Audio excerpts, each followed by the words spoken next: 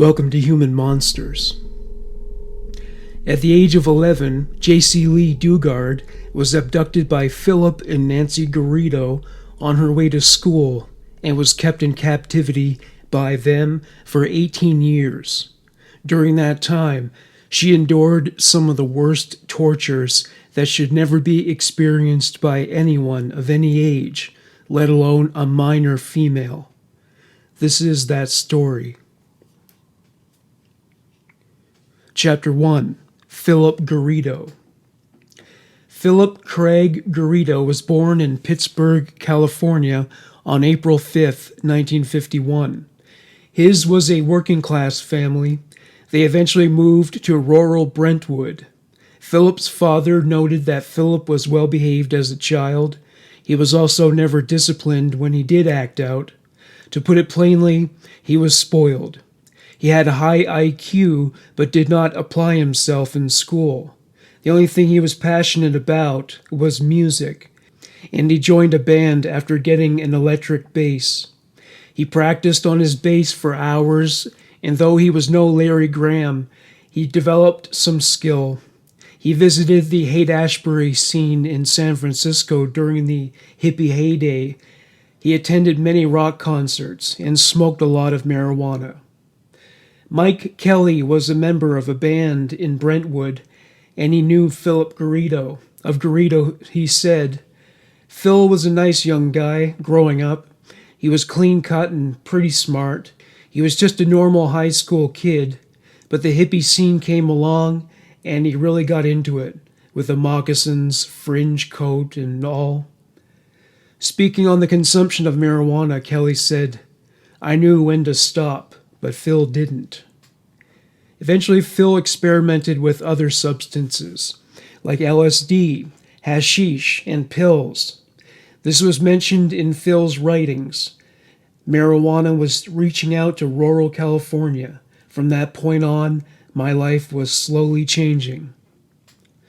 Another high school peer, Steve Lucchesi, said of Garrido, "Phil was in the background at Liberty, Union High School, not one of the most popular.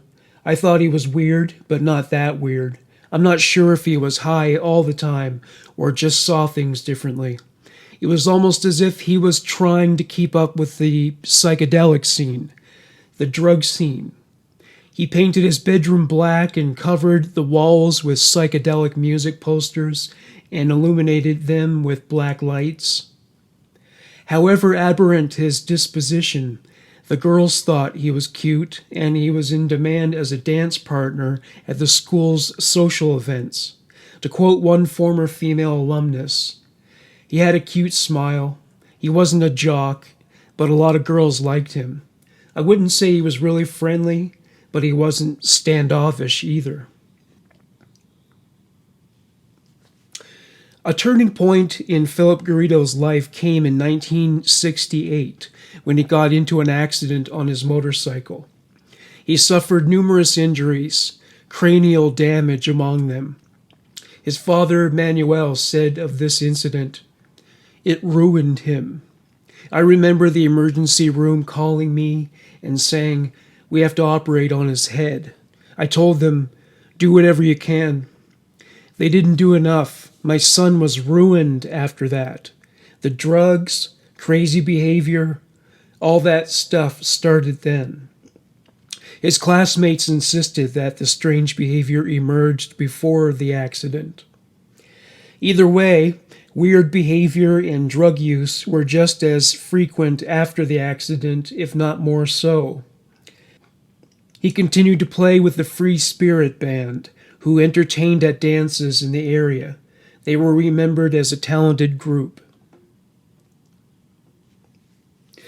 Another change came to Phil's life when he joined a local kingdom of the Jehovah's Witnesses. He was also hired to work at the same pipe company where his mother was employed as a bookkeeper. His employers were satisfied by his performance.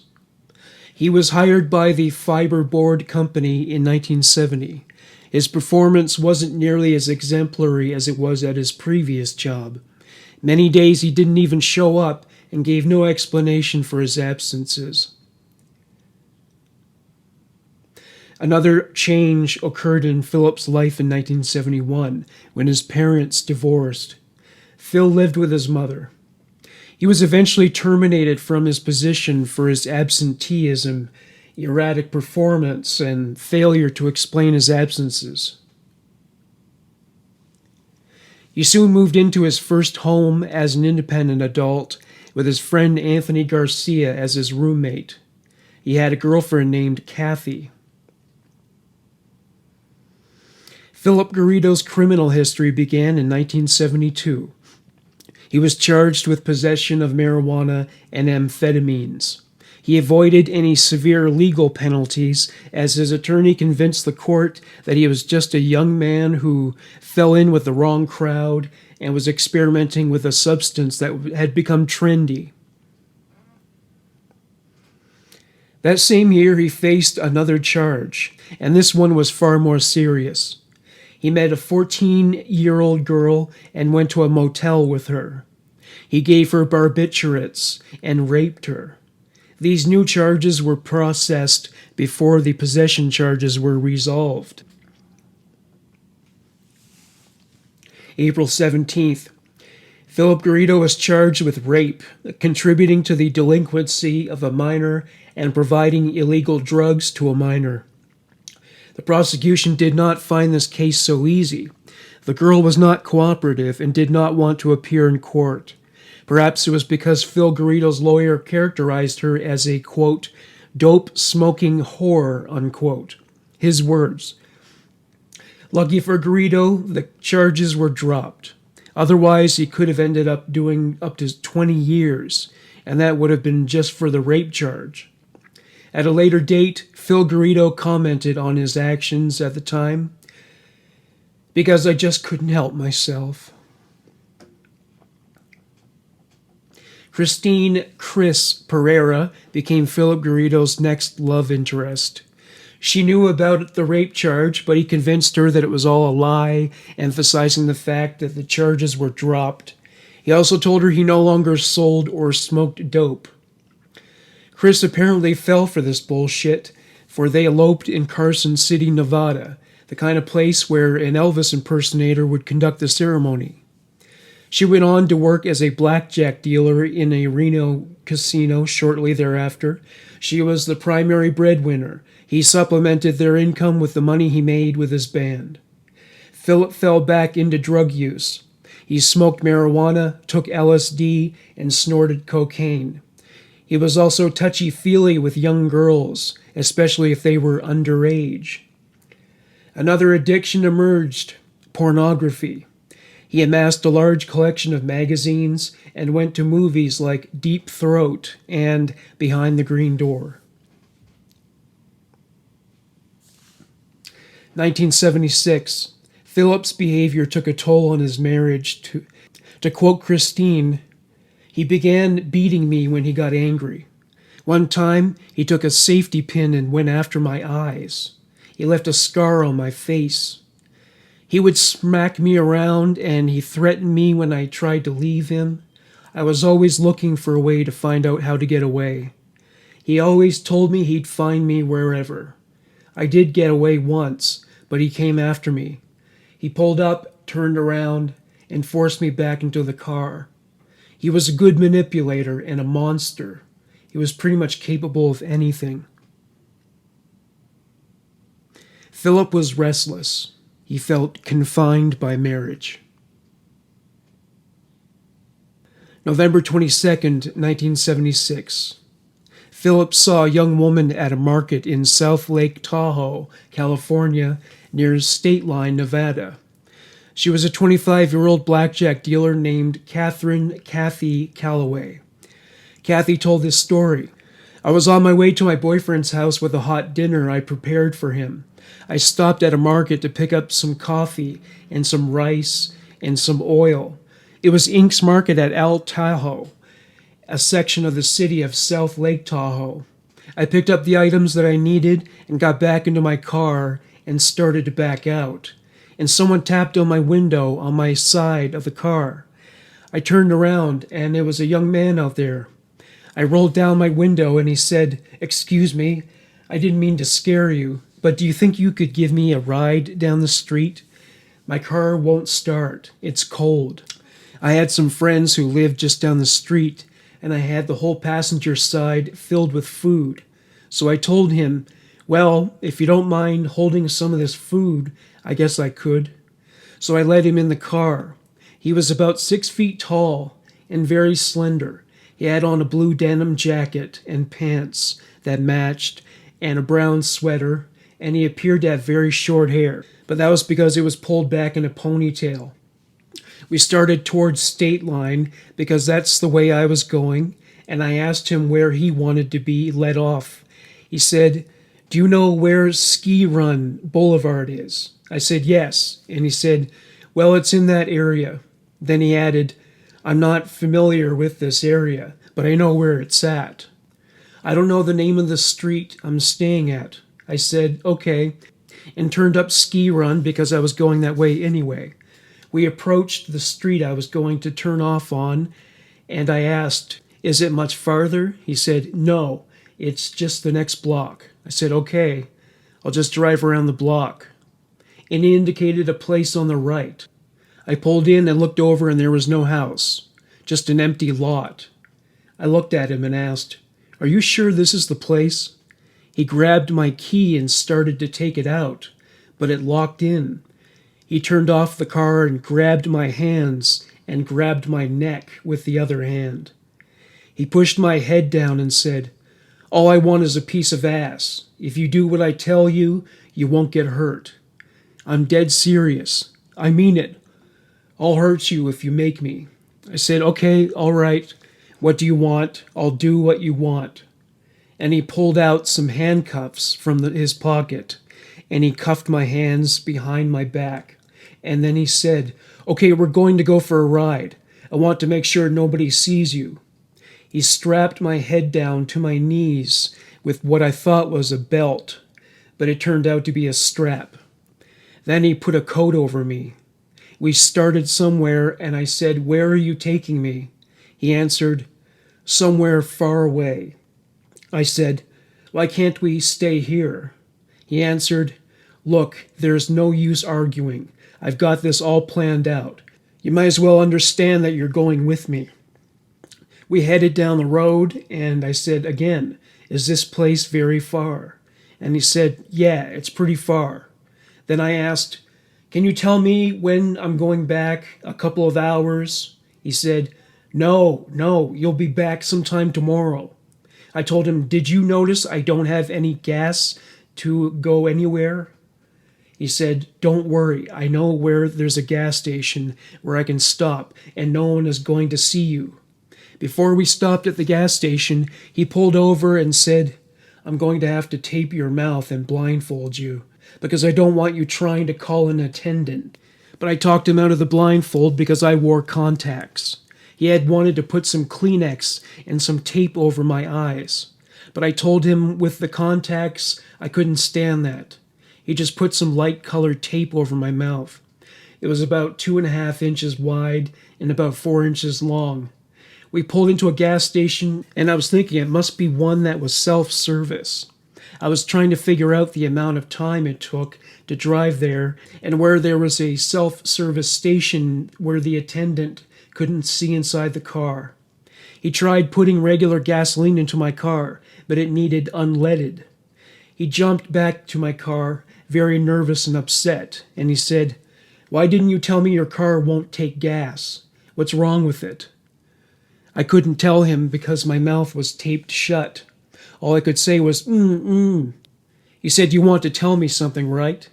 I shook my head, yes. He said, I'm going to undo you, and you'd better not scream, because if you scream, I'm going to jump in the car and cram it. He untied my mouth a tiny, tiny bit, and he was very nervous. He was about ready to tape it back shut. And I said, unleaded gas. So then he went back and put unleaded gas in the car, and I was trying to think where we were, because some gas stations in the Tahoe area then didn't have unleaded gas. He put the gas in and we took off. After a while he said, I know you're uncomfortable, so I'm going to pull over as soon as I can and release the strap around your neck and take the tape off your mouth."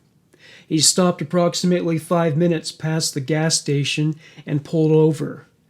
I recognized it as an area around Cave Rock, about 10 miles from the California-Nevada state line, within the state of Nevada on Lake Tahoe's eastern shore. He took the strap off around my neck and he took the tape off my mouth, but he left my handcuffs on. Then he picked me up, put me in the back seat on my side, and put the coat back over me. But it didn't quite cover all of my face. He didn't realize that I could see a tiny bit. As we drove off, I was kind of watching the terrain to see where we were going. I tried engaging him in conversation because I was terrified, and I just wanted to kind of get an idea of how to cope with this person.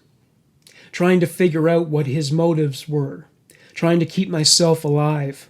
As I did, I noticed the terrain started to gradually change. I wasn't sure where we were going, but then I saw a neon sign and I guessed we were in Carson City, about 30 miles from South Lake Tahoe. I realized we were heading in the direction of Reno. We drove to a place where he said there was a shed. Actually, the shed Phil mentioned was part of a storage/warehouse complex. He was gone for a while, but he came back to the car and was very upset. He said that he had lost the key to the shed. He said he was going to have to go off again and find something to pry open the door. He seemed to mention something about going to his house or his car to find something. I still had the handcuffs on and a coat over my head. We drove off for about 5 minutes, and it seemed like we drove on a dirt road. We went to some place to look for a tire iron, but he couldn't find one. Then he asked me if I had one in my car. I said, "I think I have one in the trunk." I said it because I didn't want to cross him at all. I just kept thinking that if I let him go on with his fantasy, I'd have a better chance of staying alive. He found a tire iron in my trunk, and we drove back to the shed, and there was a loud rock band playing. I thought maybe we were out by some discotheque, but he said it was a band practicing in one of the nearby warehouses. The band was loud enough to cover up the banging and the prying of the lock off the warehouse door. He finally got it open, came back, and took the coat off my head. He said, "Now, am I going to have to blindfold you, or are you going to keep your eyes closed? I'll be watching you, and I'll have to hurt you if you open your eyes." I said, "I'll keep my eyes closed." He got me into an area inside the warehouse, and we walked until he said, "Here we are. You can open your eyes now. I'm going to be right back. I'm going to pull the car around the side of the building, but I'm going to be in sight, so you'd better not try to get away." He went away, and I didn't know where he was. I thought that I was in the middle of the desert somewhere. If I tried to run, I wouldn't even know where to start. He came back and released my hands.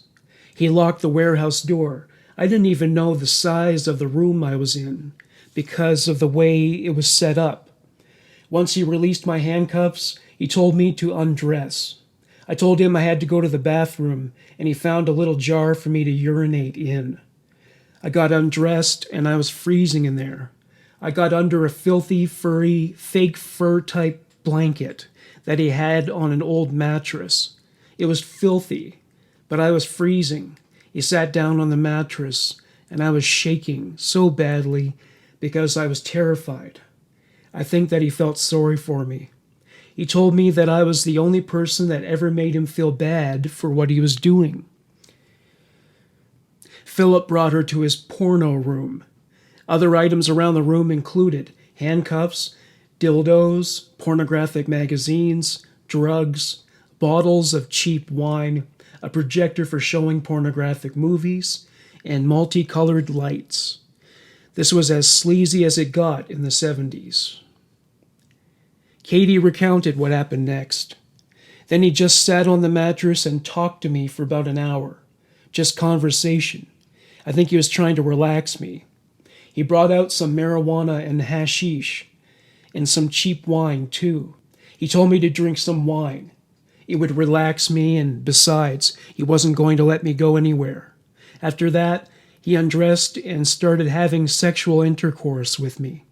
I just lay very still. I was tolerating it. The intercourse was continuous.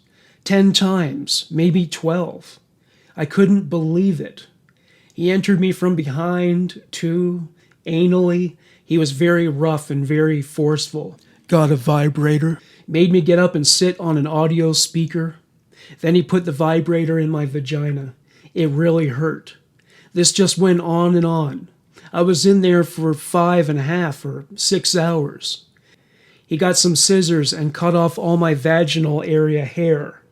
And around that time, somebody came to the door and banged on it. My attacker put some pants on and went out there.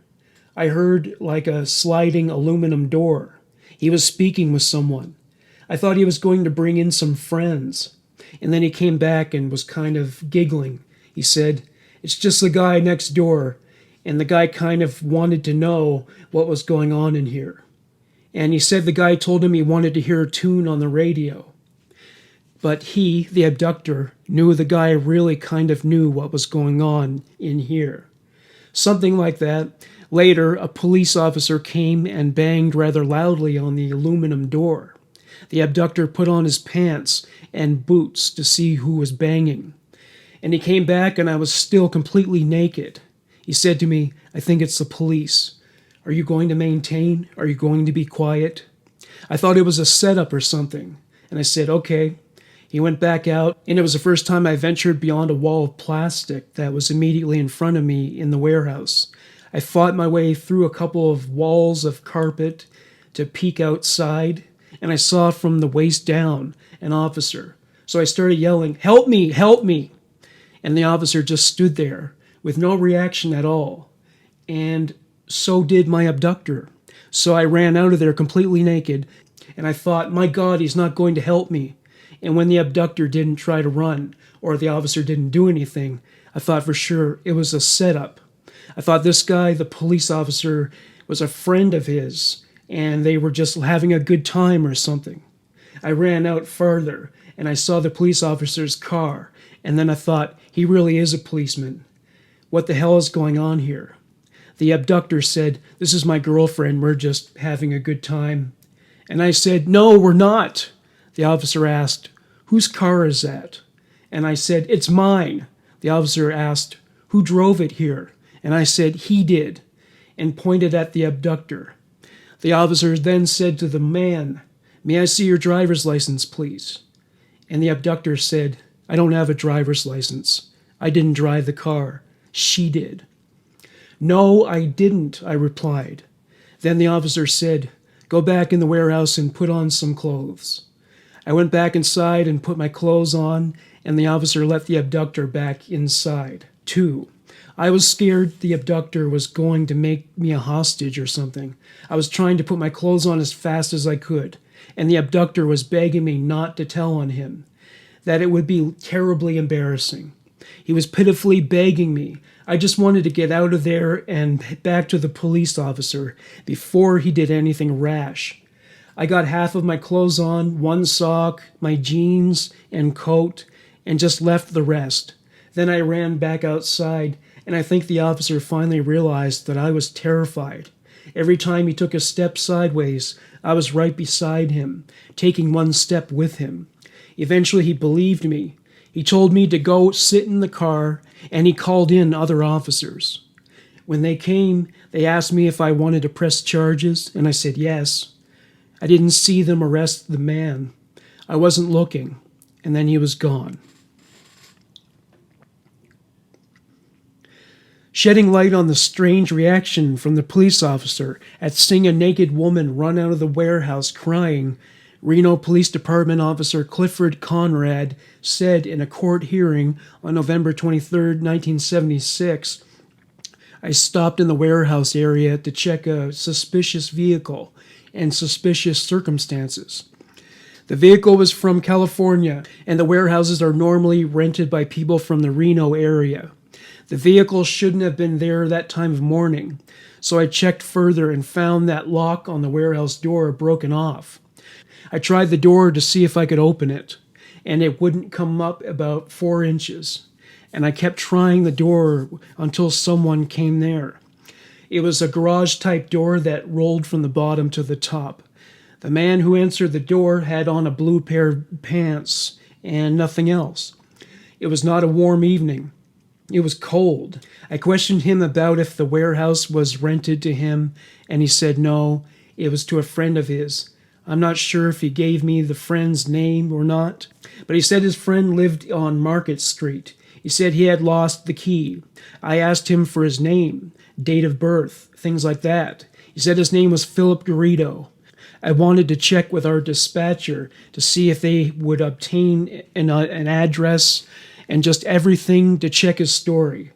While I was talking to Mr. Garrido, a young woman stuck her head out behind some type of plastic material on the left-hand side of the garage and said, "Help me." So I asked her what she wanted. She just said, "Help me," again, and she ran out. She had on no clothing at all. She ran around the back of me and said, "Help me, he is trying to rape me," is the way she put it. She also said that she was afraid of him, and she repeated that he was trying to rape her. The prosecutor wanted clarification on this. You saw a broken lock on the door. You had a man who came to the door with only his pants on and nothing else. You had a young lady who ran out, who was naked, crying something about rape. Why did you allow Mr. Garrido to go back into that warehouse when Miss Calloway was in there?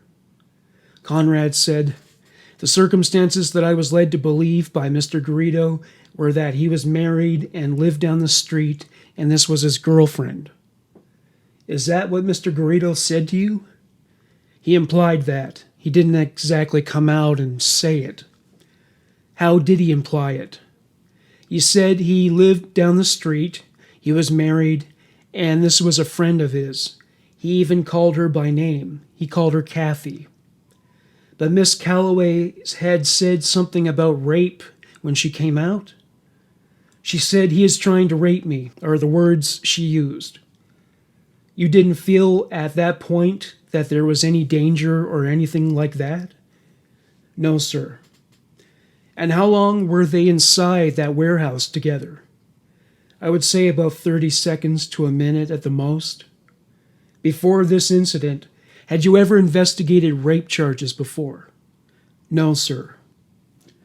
After both Phillip Garrido and Katie Calloway put on clothing and came out of the warehouse, Officer Conrad put Katie in the back of his cruiser. He resumed his exchange with Garrido.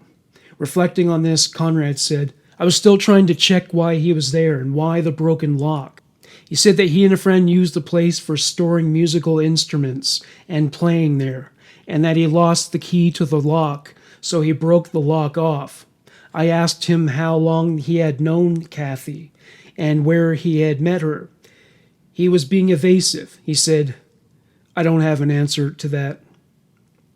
Another officer, Eric Soderblom, arrived later. He said, "On my arrival at the Mill Street warehouse, I observed Officer Conrad and Officer Bradshaw engaged in conversation with a male subject and female subject. I went over to the female subject, who was later identified as Miss Calloway, and began speaking with her to ascertain what the problem was at the warehouse. Miss Calloway told me that she was the victim of a rape and kidnapping.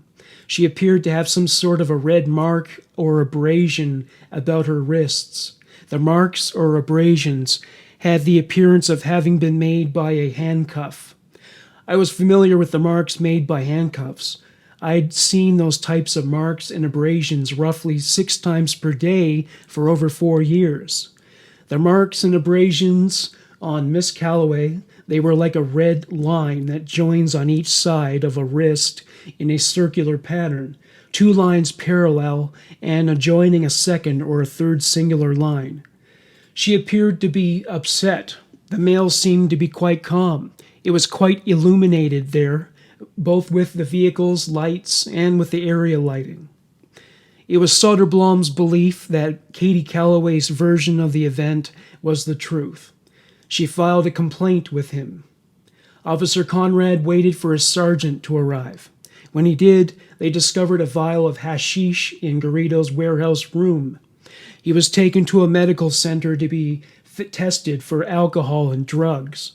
After that, his mugshot was taken and he was put in jail. Samples of Katie's hair were taken for DNA analysis and comparisons. Other drugs and drug paraphernalia were found at the scene. After some mild interrogation by police, Phillip Garrido confessed his modus operandi when forcing himself on Kathy Calloway, because it's the only way I can get my sexual satisfaction. He began to cry shortly thereafter. The officer who was interviewing him, Detective de Marinville, commented on this. He seemed remorseful, but I think a lot of it was a put-on.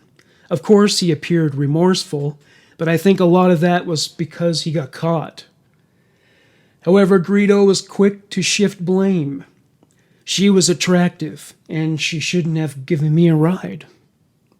Phillip Garrido was indicted by grand jury for kidnapping. Garrido was evaluated by a psychiatrist. He divulged that he had been using drugs heavily for years, with LSD use being so frequent that on one occasion he took 5 hits in one day. He reported that LSD triggered chronic sexual arousal to the point of satyriasis. Despite his motorcycle accident, no neurological abnormalities were present. He was considered sane and fit for trial. He also noted that he was more involved in religion than usual. It apparently dovetailed with the guilt he'd felt about the rape of Kathy Calloway. He wept frequently during the interviews. The final ruling in this federal case was that Garrido was found not guilty by reason of temporary insanity. For the second time, he got off scot-free. When Kathy was cross-examined, she was asked if Garrido brandished a weapon. She said, "No, but he said that he would not hurt me unless I attempted to get him caught," or whatever. He said he would just bash my head so as to knock me out.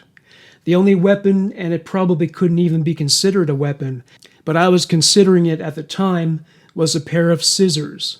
He asked her if he threatened her with the scissors in California or during the car trip. She said, "I didn't see them until I was inside of where he had me.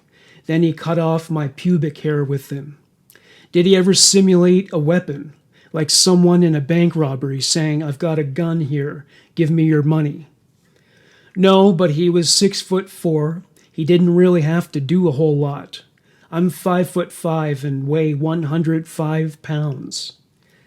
To give a thumbnail idea of how Phillip Garrido conducted himself during an abduction, Kathy Calloway gave this account, beginning with a question by Garrido's lawyer. "Did he have his hand over your mouth at the time he first grabbed you?" "No. At first I thought he was going to try and grab me and kiss me. But then one hand went for the keys and one hand went for my neck. He turned the car off. I kept trying to push my head up because I didn't understand what was going on. I thought he was kidding. It happened so fast. I had never been assaulted before, or attacked, or anything. I was waiting at any second for a weapon to be brought out. I didn't make any fast defensive moves because of that. I was just taken by surprise by the whole situation. Now, I take it that you were in fear at this time, and you were acting in such a way not to antagonize him. Is that correct?" "I was completely passive. I was trying to deal with the whole situation as logically as I could without allowing terror to take over. The fact of being bound, my hands handcuffed, my head strapped down to my knees, and being at the complete mercy of someone. I had no idea what he was going to do with me or what was going on in his mind at the time.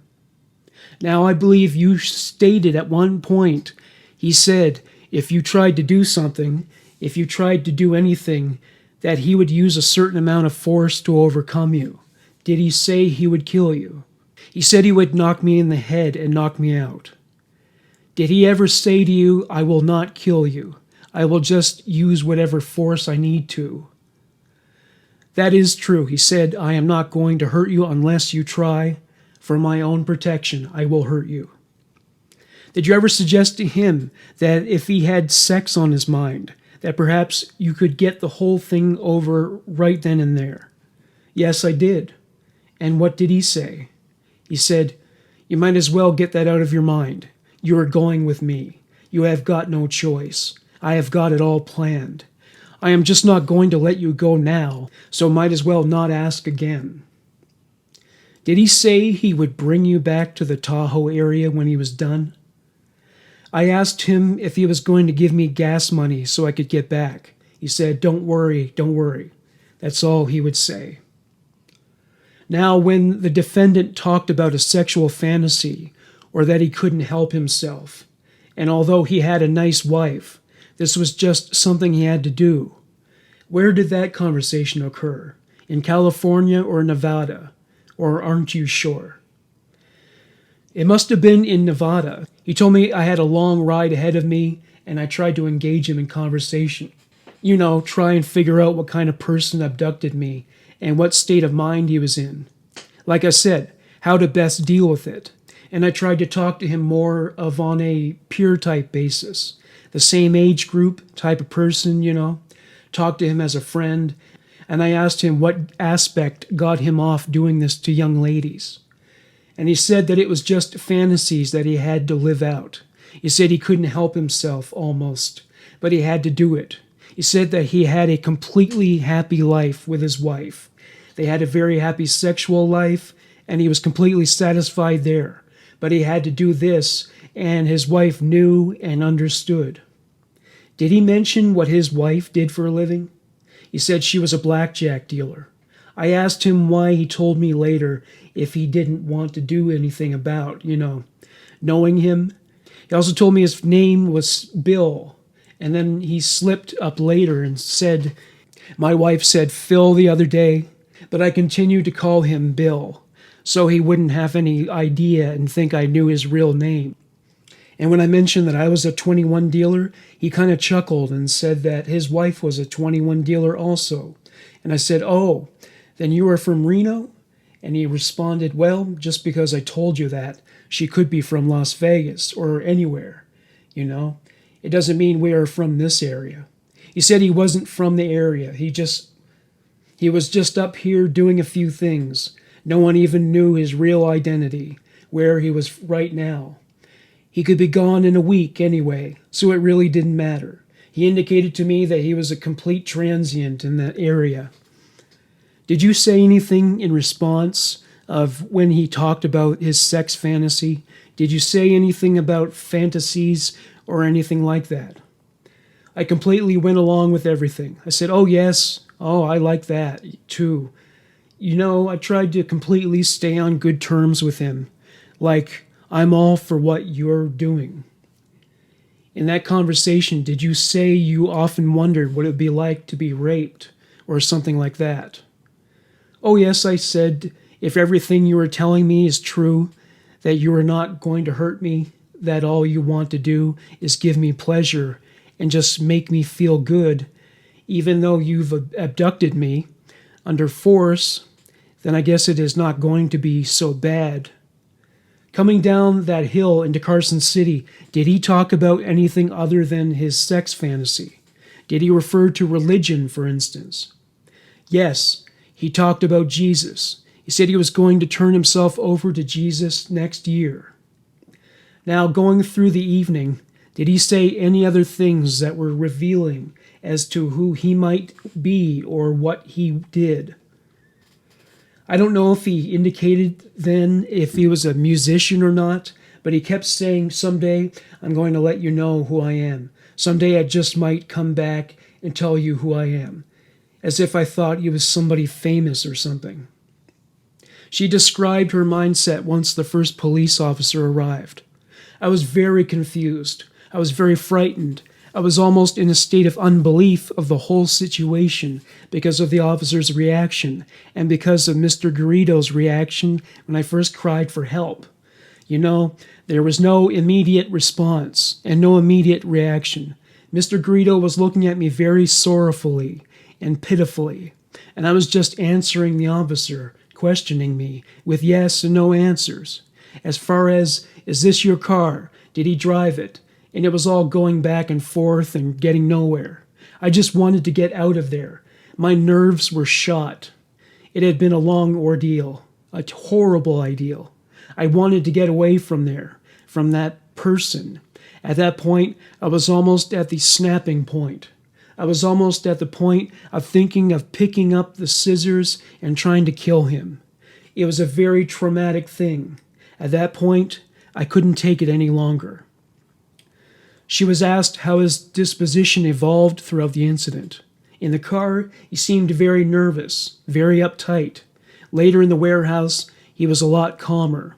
He would get very distant looks, like he was just spaced out. And I had no faith that he was going to take me back home, like he said he would. The Garrido's attorney would regret asking this question, which damaged his client's defense.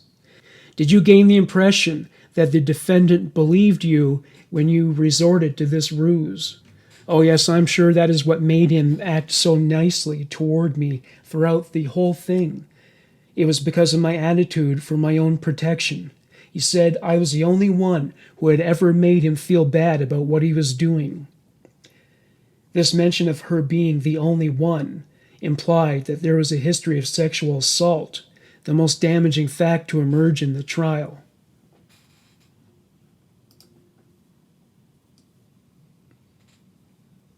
A psychiatrist was commissioned to give his evaluation of Phillip Garrido's sexuality as it pertained to the abduction of Kathy Calloway. A portion of that evaluation. I would think that if one were only interested in fulfilling this sexual fantasy, and in fact, if they were driven to do so, there is nothing in the sexual fantasy that has any geographical significance. And unless a person were pretty fogged up one way or another, they wouldn't incur the involvement of the federal law, which almost every person would know they were doing by crossing state lines. I think that many of the aberrations in Mr. Garrido's sexual fantasies and sexual behavior might be viewed in the same light if they were to occur in a more circumscribed way or to occur in a less intense way. I think there are a great many people amongst us who engage in various perversions, some of which Mr. Garrido described. Certainly there are a great many people that engage in a number of deviant type of autoeroticism and that sort of thing. Very few people engage in it to the extent that he did, daily or thereabouts, over a period of years without it becoming disruptive to the other kinds of functioning. And I think that is relevant. I think it does reflect some force or some explanation for his ability to conduct himself in such a preoccupied, obsessed way without having mental illness or without having seriously impaired intelligence. Another doctor concurred with the notion that Garrido had a, quote, mixed sexual deviation, unquote. Sadly, for his victims, that would be an understatement. Conclusively, Garrido's attorney said to one Dr. Kuhn, Doctor, do you believe that Mr. Garrido would be a menace to the health, safety, and morals of himself and others without psychiatric treatment? Dr. Kuhn's verdict, I certainly do. Be that as it may, it was still established that despite Phillip Garrido's sexual deviancy and frequent drug use, he still knew right from wrong. February 11th, 1977, the jury delivered their verdict. We, the jury, duly impaneled in the above entitled case, upon our oaths, do say that we find the defendant, Phillip Craig Garrido, guilty of the offense charged in the indictment. A quote from a newspaper article on the case. He faces Washoe County charges of possession of a controlled substance, rape, and sex perversion. March 11th, 1977, the day of Phillip Garrido's sentencing. He was given 50 years in a federal penitentiary. Garrido fired his lawyer and initiated an appeals process. In his appeal, he emphasized that drugs made him rapey. He was transferred to Leavenworth Prison on June 20th, 1977, to begin serving his sentence. Nancy Bocanegra played a significant role in Phillip Garrido's life.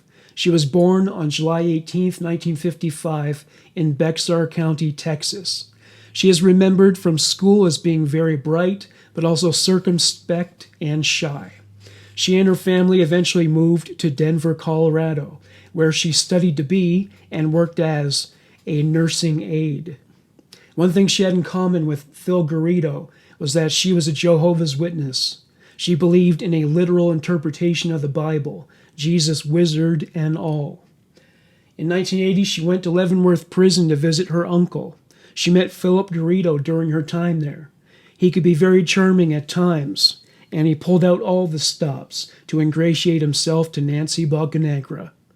They also bonded over their shared religious beliefs. Their courtship began through snail mail. On October 14th, 1981, they were married at Leavenworth. 2 inmates acted as witnesses. How romantic. Following the ceremony, Nancy moved to the city of Leavenworth so she could be closer to Phil. He was eventually transferred to a medium security prison in Lompoc, California. Nancy followed him to Lompoc. November 5th, 1987. Phillip Garrido convinced the parole board that he was a changed man due to having given up drugs, earning a college degree, working, and devoting himself to other constructive activity, like getting his personal life together by marrying Nancy Bocanegra. He still had to make parole for the Nevada case. In August 1988, it was granted. For the time being, he was required to stay in a halfway house for sex offenders. Once he was released from the halfway house, Phillip went to live with his mother and Nancy. Phillip was not idle. He did a lot of yard work, like gardening and installing a fence. He also set up a shed in the backyard. At one point, there were 2 backyards, one close to the house and another further to the rear. He soundproofed the shed and ran wires out to it from the house. Those who knew him presumed it would become a music studio, as he was still a dedicated bassist. That is how it appeared to outsiders. He had other ideas for the shed.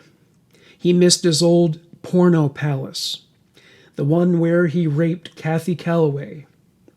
As he nested in preparation for the real intended purpose of the shed, his fantasies returned to familiar territory, i.e., sex with a young, blonde, underage girl.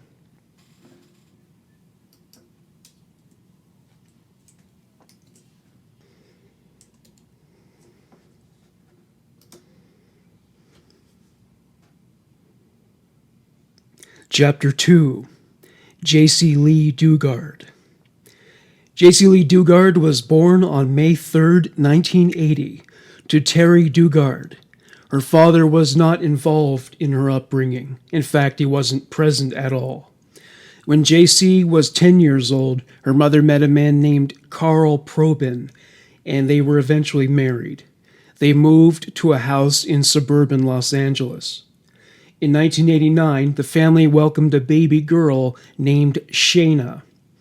The following year, the family took a vacation to Lake Tahoe. They were so taken with the area, they decided to relocate there. They soon moved to Washoan Boulevard in the township of Myers. Jaycee had some trouble accepting the blended family situation since she had her mother all to herself for years. Now there was a husband and baby daughter on the scene, and her mother would have to spread herself a little thinner. However, once they made the move to Lake Tahoe, Jaycee adjusted to the situation. Because Jaycee was timid and quiet, she had difficulty making new friends at her new school. Nicole Sipes befriended Jaycee. She described her as she was in those days. She was a new kid. She was kind of soft-spoken and kept to herself a little bit. Jaycee eventually came out of her shell and made friends. She even joined the Girl Scouts and a soccer team. Jaycee got settled and came to accept the new conditions of her life. She enjoyed school so much that though she would be sorry to see it end for the year, she was also looking forward to working with horses in the summer. There were plenty of stables in the area, so opportunities for equestrian activities abounded. Still, Jaycee hadn't completely adapted to the blended family dynamic. One day she said to Terry, "You never talk to me anymore, Mom." As Terry recounted, "So we sat down and talked. Jaycee let me know that she wanted a dog and a set of $14 markers for drawing. Terry couldn't promise to get her a dog, but she vowed to get the markers and a new bathing suit. Speaking conclusively of this event, Terry said, "I gave her a big hug and a big kiss and scooted her off to bed." Chapter 3. Abduction. June 10th, 1991. It was a Monday and a typical morning for Jaycee. She was expected at school as usual and woke up early. She is in her bedroom waiting for her mother to stop and kiss her goodbye before she leaves, typical of her routine. Jaycee reminded herself to remind her mother of the daily ritual the night before. Jaycee hears the front door close. Her mother forgot to kiss her goodbye. Jaycee figures she'll remember to do so the next day, and the next day after that. It was part of their lifestyle. She also knew her mother would likely pick up the slack at dinner time. Jaycee is running late. She doesn't want to miss the bus because her stepfather, Carl, will be angry at her when she asks him for a ride. Carl was not abusive, but the two were not close either. It is a typical complication of a blended family. She felt like she could never please Carl. She was afraid of giving him yet another reason to dislike her. She felt like he savored every opportunity to criticize and condemn her, or at least that was her view of him at the time. She put on her favorite pink outfit. She felt slightly nauseous and wanted to tell Carl about it so that she could stay home from school, but she assumed that he would put up a fuss about it, so she kept it to herself. Besides, she knew that if she stayed home, he would be there that day, and she preferred school to being at home where he would be pelting her with criticisms left and right. She didn't even want to eat in front of him because he criticized the way she ate. If Jaycee had been comfortable about approaching Carl for a drive to school, her life would have turned out differently. It was his idea for her to start walking to school alone. Terry never liked the idea very much, but she wasn't able to drive her because her workday started too early for her to make the trip. Sometimes Carl would drive her, and sometimes he wouldn't. Ultimately, Terry's instincts when it came to Jaycee's safety were right on the mark. One day, while Jaycee was walking down the street, a car full of young men pulled up and shouted at her to come over. She refused their invitation. It was an ominous sign of things to come. Jaycee is heading to the bus stop. She hears a car behind her. She expects it to pass on the other side of the road, but to her surprise, it pulls up alongside her. There was something unusual about the driver's conduct. Jaycee had been daydreaming about her upcoming summer job at a dude ranch, and she was so distracted she didn't much take into account the driver's behavior. The driver rolled down his window and Jaycee stopped walking. He leaned out of the car and asked her for directions. Before she can process what is happening, his hand shoots out of the car bearing a black object.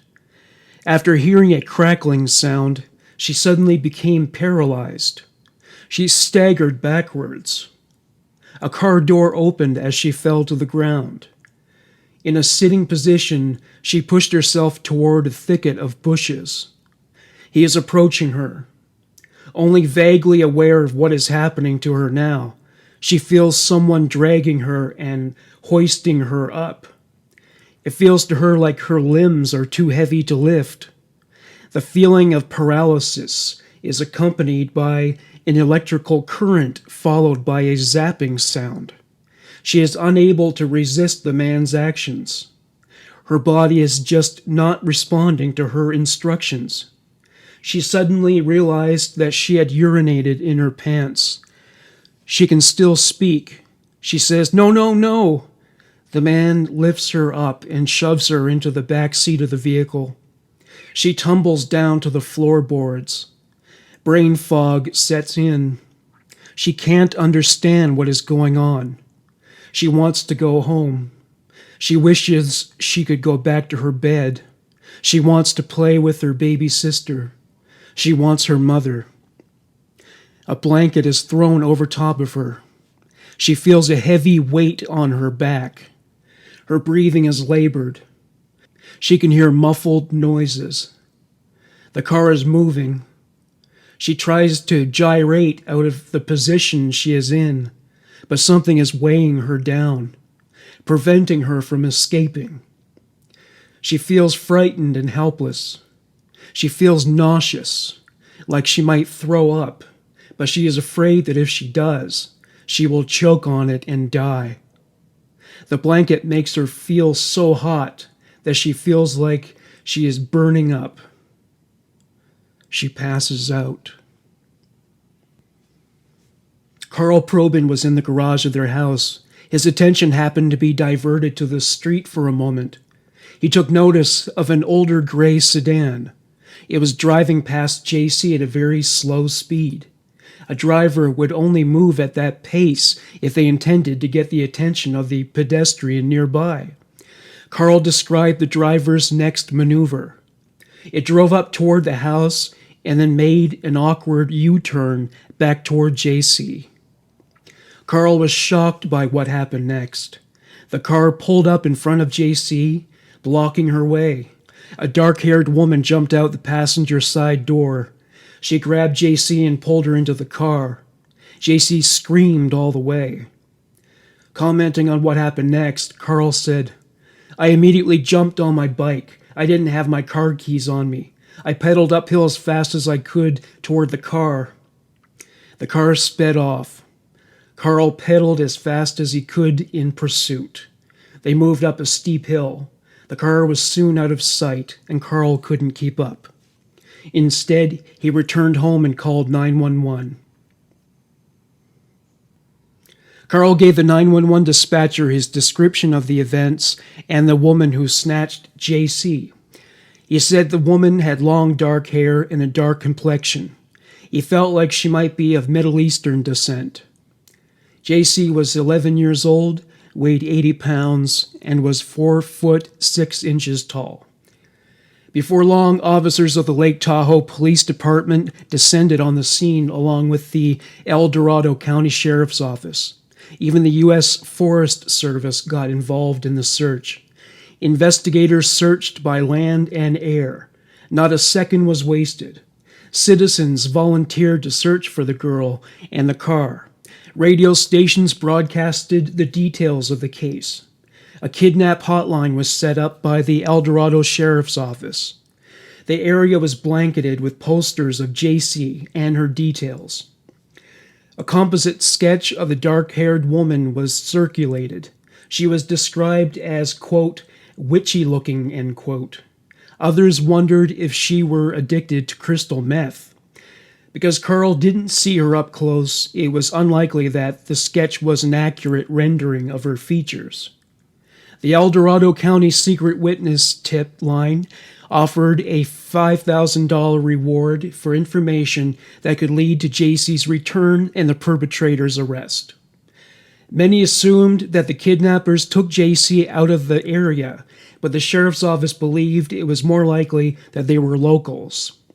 There was a great deal of forest in the surrounding area, and a cunning survivalist could conceal themselves and a captive effectively within.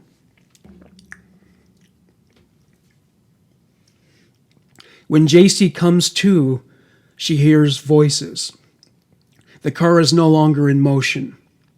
She hears two voices. One is a man, the other a woman. The blanket is pulled from Jaycee's face. She can now see the person who was in the back seat. She is now sitting in the front seat. It is a woman. The man who yanked her into the car offers her a beverage. He tells her he got an extra straw for her so that she won't have to worry about contracting germs from him. She is so thirsty at this point she cannot resist. The man begins talking to the woman. He laughs, saying something to the effect that he can't believe he got away with it. Jaycee wanted to tell him she wanted to go home, but she was afraid of how he might react. After all, he was ruthless and cruel enough to zap an 11-year-old girl with a stun gun. It seemed he was capable of anything. She had no idea about what these people planned to do to her, and the fear of the unknown in and of itself kept her on edge. Jaycee wakes up feeling like her head is spinning. She gets the sense that the car has come to a stop after another lengthy commute. The man tells the woman that they are home. He says something else, but it is not audible to Jaycee. The man gets out of the car. He walks to the back seat and grabs Jaycee. He tells her that as long as she stays quiet, she won't get hurt. He tells her that if she is not quiet, she will wake his dogs, who are all aggressively protective. He would tell her that they were Doberman pinschers. She is willing to do just about anything to avoid provoking the wrath of him and his dogs. He tells her he is going to take her into his house and repeats his instructions to stay quiet and not speak a single word. He draped a blanket over her head and led her somewhere.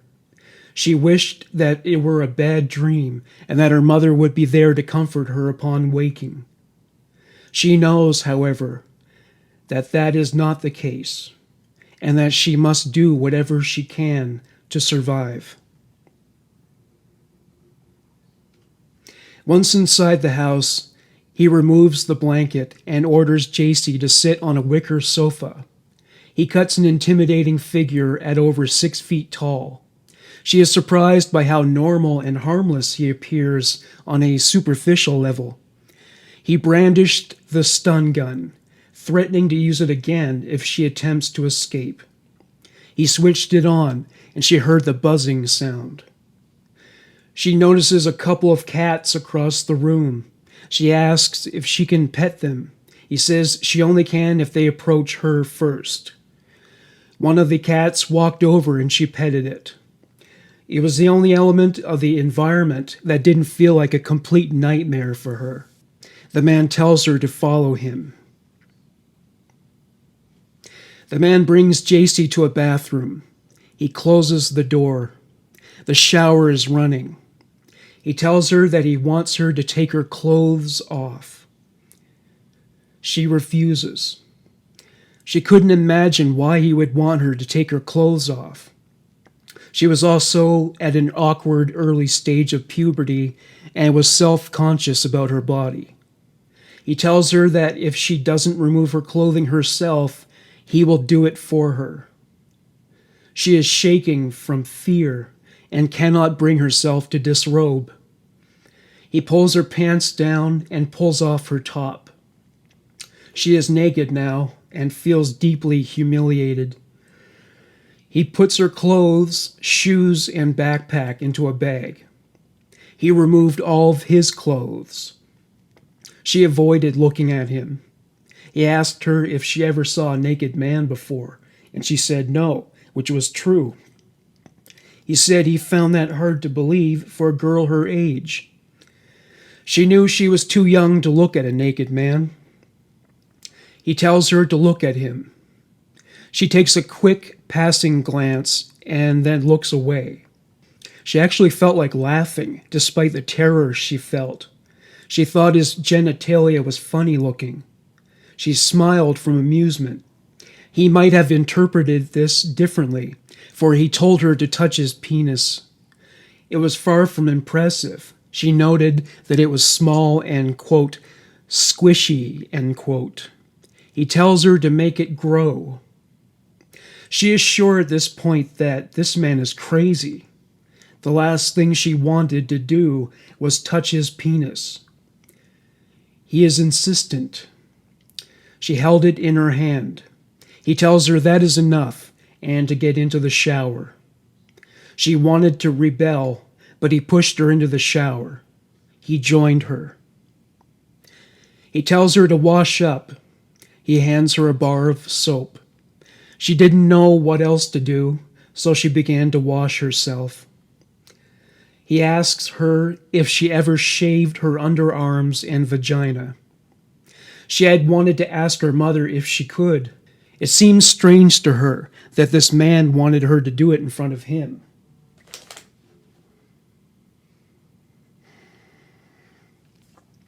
Two days after the abduction, a press conference was assembled so that Terry could speak publicly and directly to the kidnappers. She said, "Please don't hurt her. She's a good girl. Just drop her off, no questions asked. You may like her, but we love her too. And it's time for her to come home, to her family. Her sissy's been asking for her." Her next message was for Jaycee. "If you're watching out there, you know I love you." A reporter asked her what she hoped for from the community. Terry said, "Pray for my daughter." By then, canine units were searching the area. The reward expanded to $30,000. A wealthy couple from California donated $10,000 to the fund. Law enforcement and volunteers continued to comb the area. Nothing. People called in with hundreds of tips. None of them produced valuable leads. The case was featured on America's Most Wanted.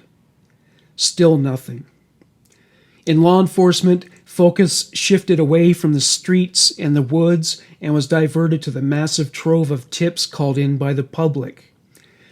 Carl is a veteran of the war in Vietnam. He was so stressed by the situation, he said, "I think I'd rather be in Vietnam." A quote from the Tahoe Daily Tribune. "There are no indications the kidnappers have left the Tahoe Basin, and investigators believe their best chances of recovering the girl is by concentrating efforts locally. Still, the abductors may have escaped the area undetected." Trish Williams, a director of Child Quest International, said, "The kidnappers could have ditched their car and taken her someplace." She said the fact that Carl Probin witnessed the abduction was a big help to these search efforts.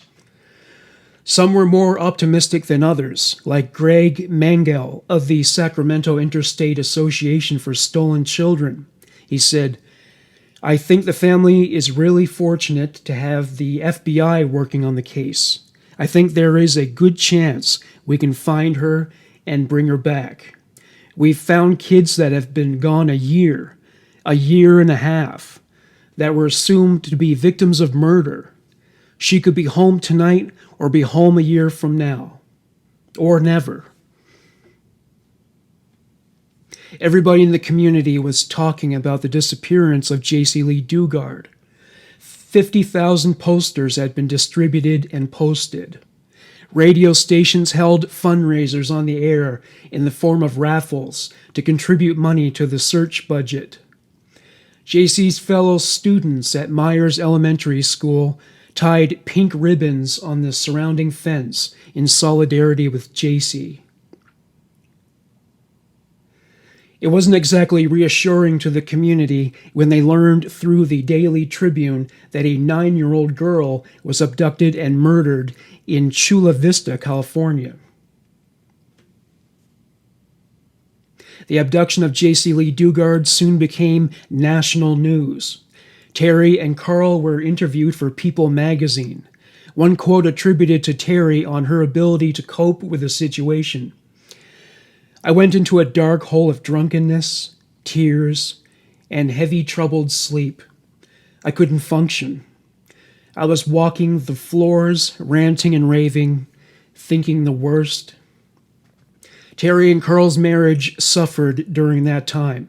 Terry demanded to know why Carl didn't do more to get Jaycee back, though she would soon realize that his ability to do so was severely curtailed due to the lack of a functional automobile. It got even worse for Carl when he became a person of interest. At one point, the investigators would ask him questions like, "Did you ever wish Jaycee wasn't here?" He was asked that question during 2 polygraph examinations. Eventually, Carl was cleared of all suspicions. As EDSO Sergeant Jim Watson put it, "We are 99.9% sure this is not a family abduction."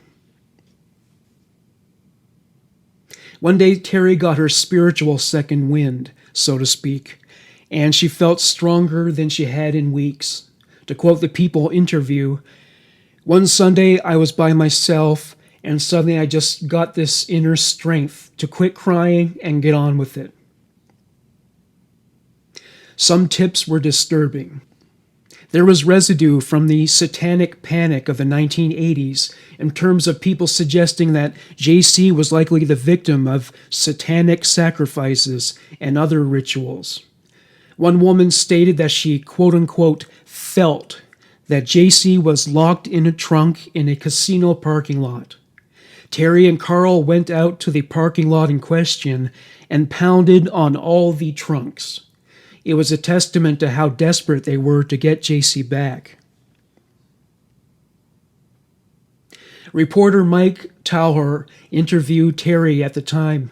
One quote from this article: "The pain I saw was unspeakable. Whoever stole the daughter also ripped the mother's heart out. Carl, Jaycee's stepfather, was racked. He told me one of the things that haunted him. If only he had the car keys in his pocket, he would not have had to chase the car uphill on a bike." Terry and Carl were interviewed during the Christmas season. Terry said, "I can't bring myself to have Christmas, not knowing where she is. But I still believe she's alive. It's the people showing up to help that helps me focus."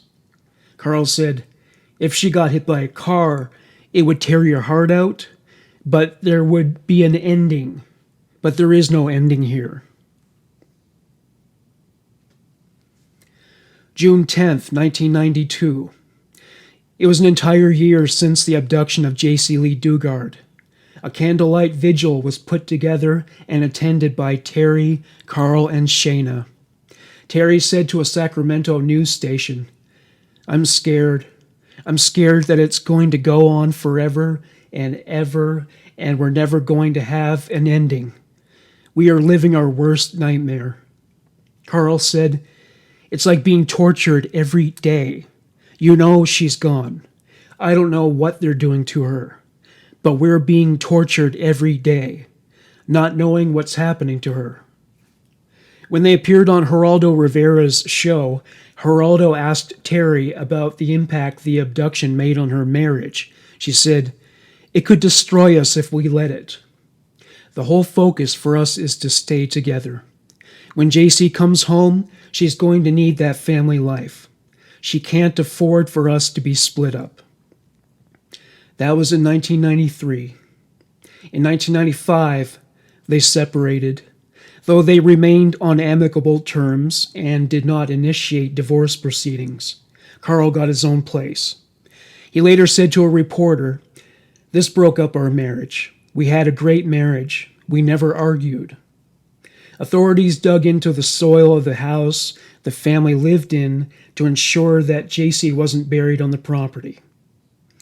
Carl was believed by a minority of locals to have been responsible for and involved in the abduction. There was never any evidence to substantiate these claims. June 10th, 2001. The 10th anniversary of Jaycee's abduction. The South Lake Tahoe Seroptimist Club put on a parade to commemorate the occasion called the Jaycee Lee Dugard Pink Ribbon Parade. Hundreds of people, adults and children, line the streets wearing pink ribbons and holding pink balloons. They walk down a lane on Highway 50 to a park where Terry Probin gave a speech.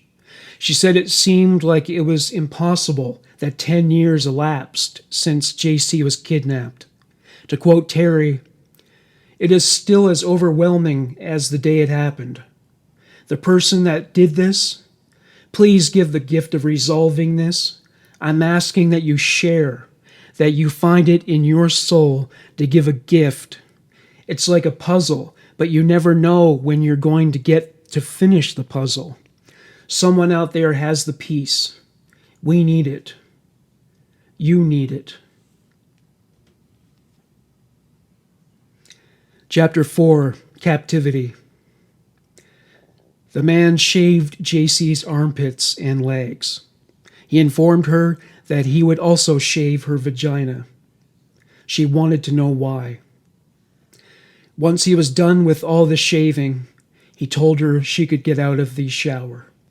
Tears roll down her eyes of their own volition as she walks into the cold air following the shower. She is petrified of what the future might hold, but she tells herself to be brave. He hands her a towel. She wraps herself in it, dreaming of the time when her mother would wrap her in a towel after bathing her when she was younger.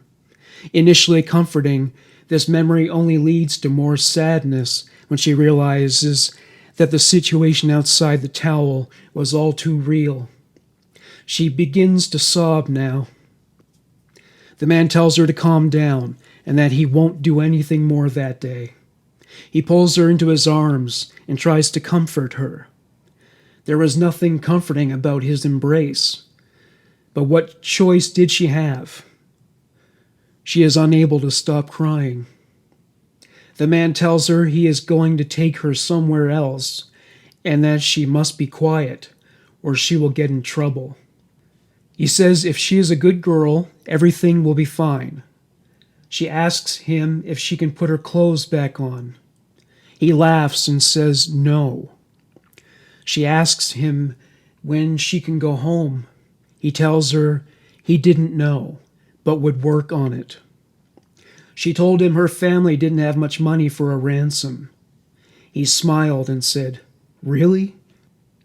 She said all he needed to do was let her mother know where she was at. He just stared at her. She walked in front of him as she descended a small flight of stairs to the downstairs porch. He put the blanket on her. All she was allowed to wear was the towel and the blanket. Besides that, all she wore was a butterfly pinky ring that her mother gave her, which had sentimental value. After walking on a stretch of concrete, she feels grass beneath her feet. Next, she feels sticks, rocks, and patches of dirt. She feels concrete under her feet again. She hears a gate or fence being pushed open. It is closed behind them. They walk a little further until she hears him playing with something that makes a rattling and jingling sound, like a lock. He tells her to watch her step as they are about to ascend a small flight of stairs. After climbing the steps, she hears a door shut behind her. He leads her into a room and through another door. He removes the blanket from her head. There are numerous blankets on the floor. The man tells her she can sleep on the pallet of blankets he has assembled. She suddenly feels so drowsy she can barely stay on her feet. He leaves, tells her he will return later. He tells her to stay there and to be quiet. He tells her the door will be locked and that the dogs will attack her if she tries to escape. He says he will make a point of telling the dogs that she is a trespasser.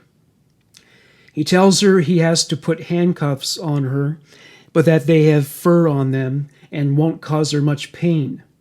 She shakes her head and promises not to try to escape, but he says he has to cuff her because he can't trust her yet. He tells her to lay on her back. He puts the cuffs on. It is a very uncomfortable position for her to be in. He tells her he will be back later with something for her to eat. The next notable sound is the lock as he seals her inside. She begins to sob. She cries herself to sleep. He would incarcerate her in the room for untold hours. She endured the worst feelings of loneliness she ever felt in her life while in that makeshift prison.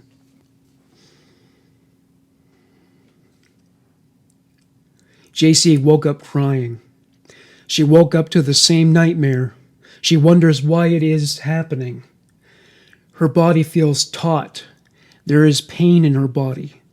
She struggles to sit, but the handcuffs make it difficult to impossible. It occurs to her that going back to sleep would be the only way to escape, even if just temporarily. She wonders what is going on at home. Every time she tries to sit up, she falls back down. She turns so that she is lying on her back. There is a window in the room, but towels and blinds have been installed to prevent the outside world from seeing what goes on within.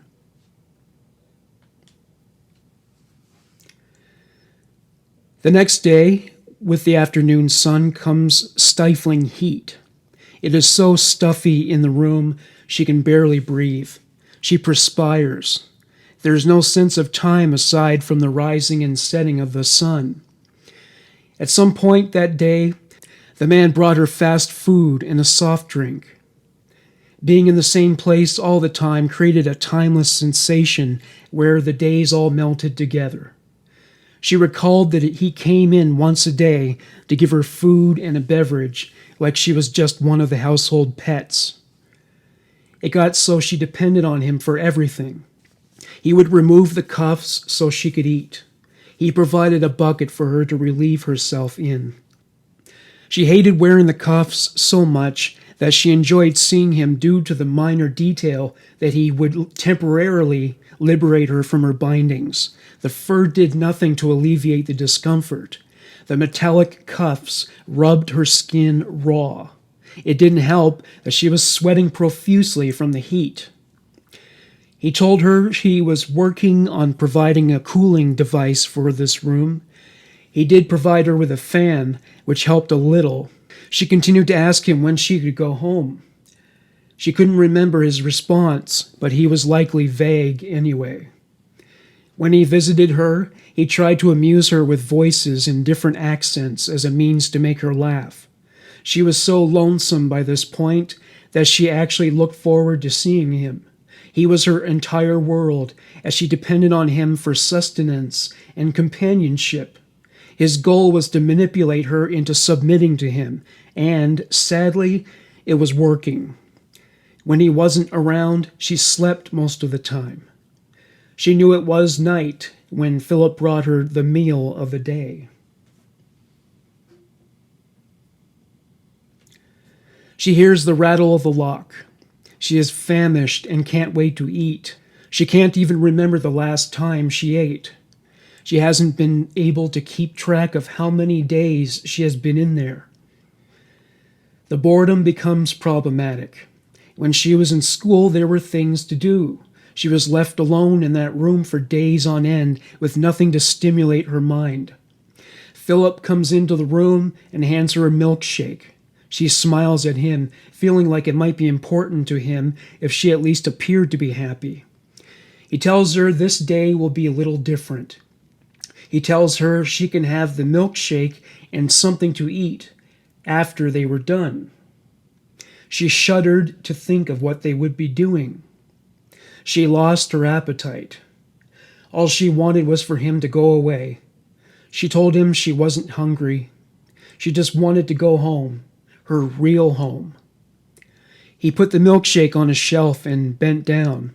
He told her to take off her towel and recline on the pallet. He unlocked the cuffs and recuffed her with her wrists in front of her body. He sat down next to her and explained what he intended to do. He stood and removed his clothes. Seeing this left her feeling distressed, and she began to cry. He grabbed her hands and held them over her head. The feeling of helplessness and vulnerability made it worse for her. It contributed to her feeling of being alone in the world. He lied on top of her. The weight of his body was stifling. She was weeping now. He told her that what he would be doing would be quick and wouldn't hurt as much if she didn't struggle against it. He said if she struggled, he would become aggressive. Either way, he was going to do what he wanted to do. She still didn't understand what was on his agenda. He forced her legs apart. He inserted his erect penis into her vagina. She felt like she was being stretched apart. It felt like his penis would burst out of her stomach. She was too small for this. She wondered why he would do it. She knew it was abnormal. She tried to scoot away from him. She tried to force her legs shut. He responded by taking her legs and spreading them further apart. His weight and strength would ensure that he would carry his plan to completion. He kept her hands behind her head. She tried not to look. She tried to think of anything else. She felt tears on her cheeks. He is making strange noises. He is grunting. He sweats all over her. He is so heavy on her, she can hardly breathe. He grunts for the last time and collapses on her. He finally gets off her and asks her if she is okay. He tells her it will be easier next time if she doesn't resist or struggle so much. She thinks to herself, if you didn't do it in the first place, then it wouldn't hurt at all. She is too frightened by what he has done to say this. In her mind, she was screaming, "No, I am not okay. Get off me. Why are you doing this? What does it mean?" He told her it was all over, and he would go get something to clean her up. Her vagina was bleeding. She is terrified. She wondered if she was dying. He tells her everything is okay. He just popped her cherry, as he put it. You would have to be as demented as he is to think that is reassuring. He gave her a bucket of warm water and a washcloth and some privacy to bathe in peace, though there would be no peace, more like shell shock. Once she finished washing, she lay back down on the pallet.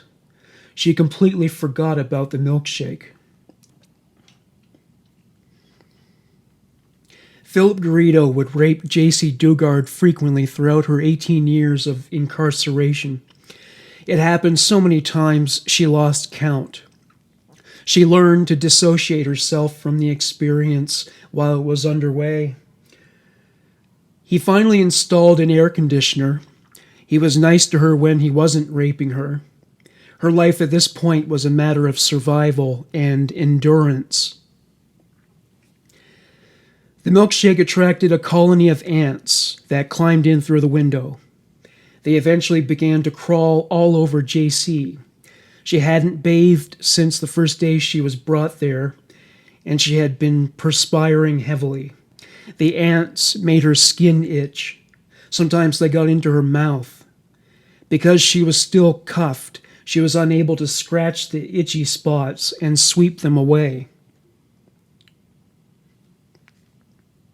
She told him how lonely she was and how much she loved cats. He told her he would get her a cat. He no longer cuffed her. He told her if she promised to be good, he wouldn't cuff her. He told her he wanted her to be more comfortable. She thinks of the things she would do once released to her home. She would run, for she missed being able to stretch her legs. She would hug her mother and never let go. She would get her own dog. But for now, solitary confinement it was. One day, Jaycee ventured into an adjacent room. It was Phillip's music studio. There were musical instruments and recording equipment. Sometimes he would sing to her when he visited. He boasted to her about how he wrote all the songs himself and would one day be a big music star. He believed he would be famous one day. That prediction would come true, but for very different reasons. At one point, he brought her a small black and white television to watch. It became her only source of amusement. One day he comes into the room, and she hoped he was not there for sex. He told her to close her eyes because he had a surprise for her. When she opened her eyes, she saw that he had a cat for her.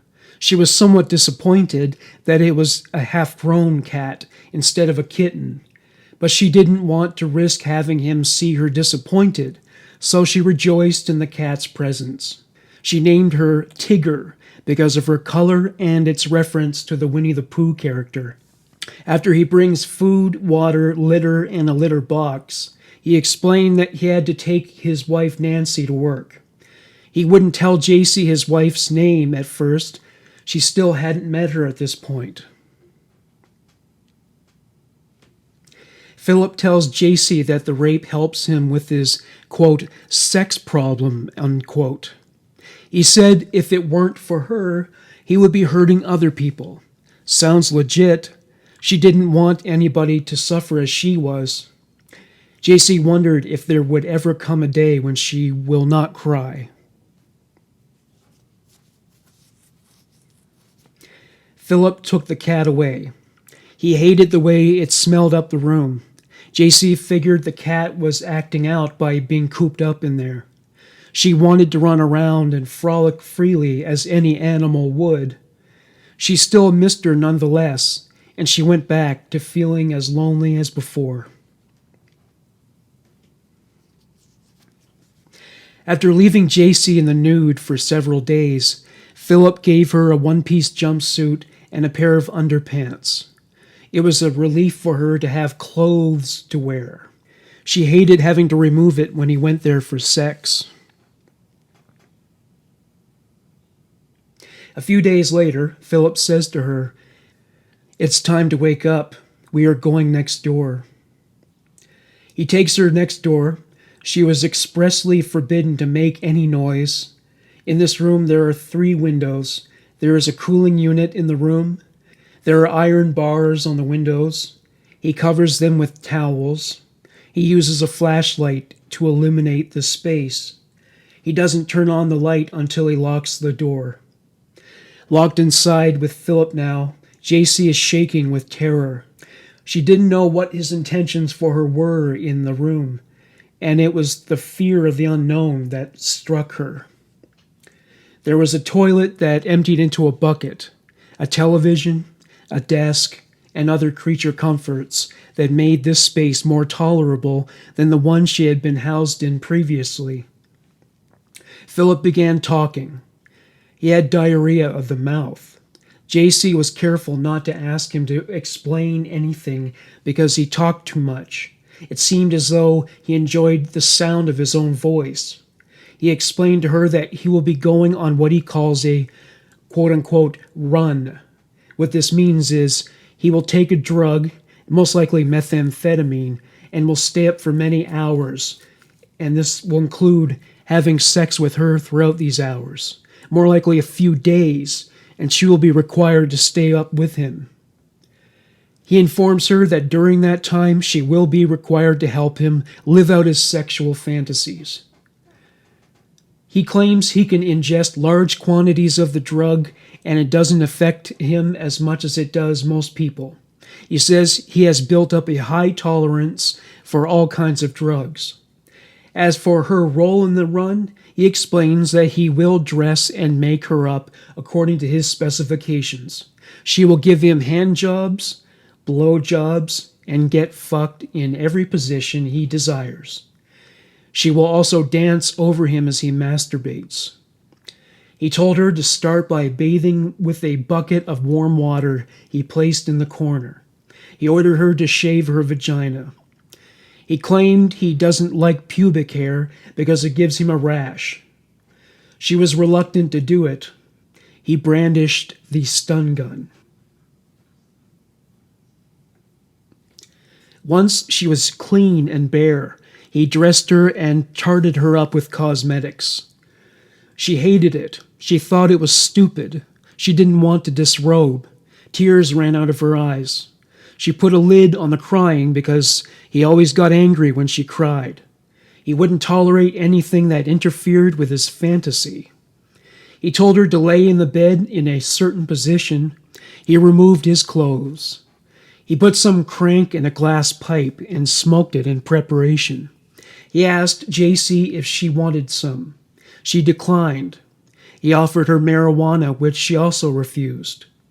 He reiterated his point that by helping him with his so-called sex problem, she was sparing other girls from the torture.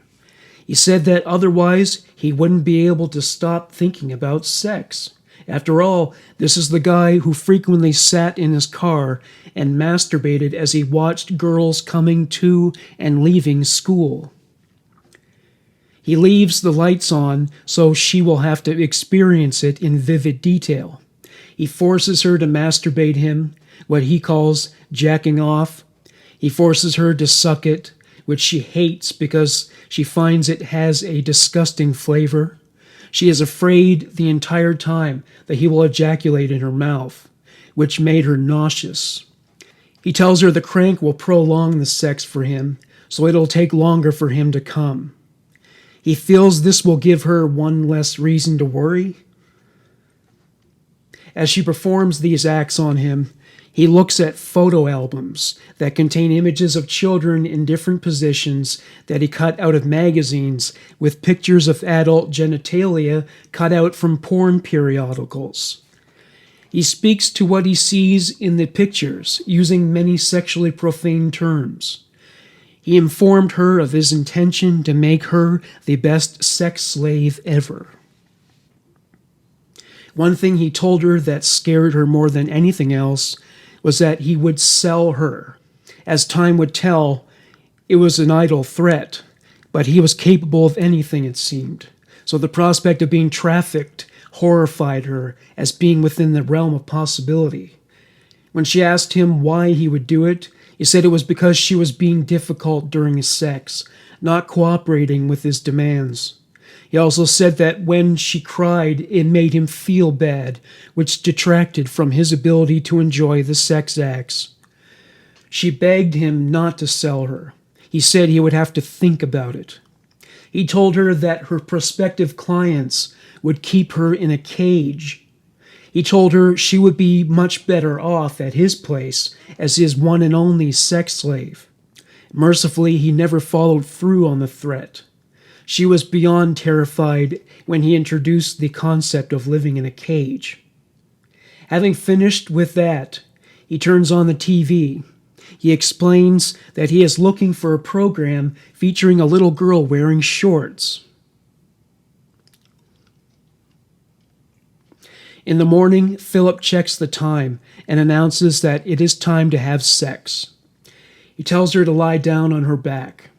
One aspect of this she is looking forward to is that once he comes, it will be over. She wants to get it over with.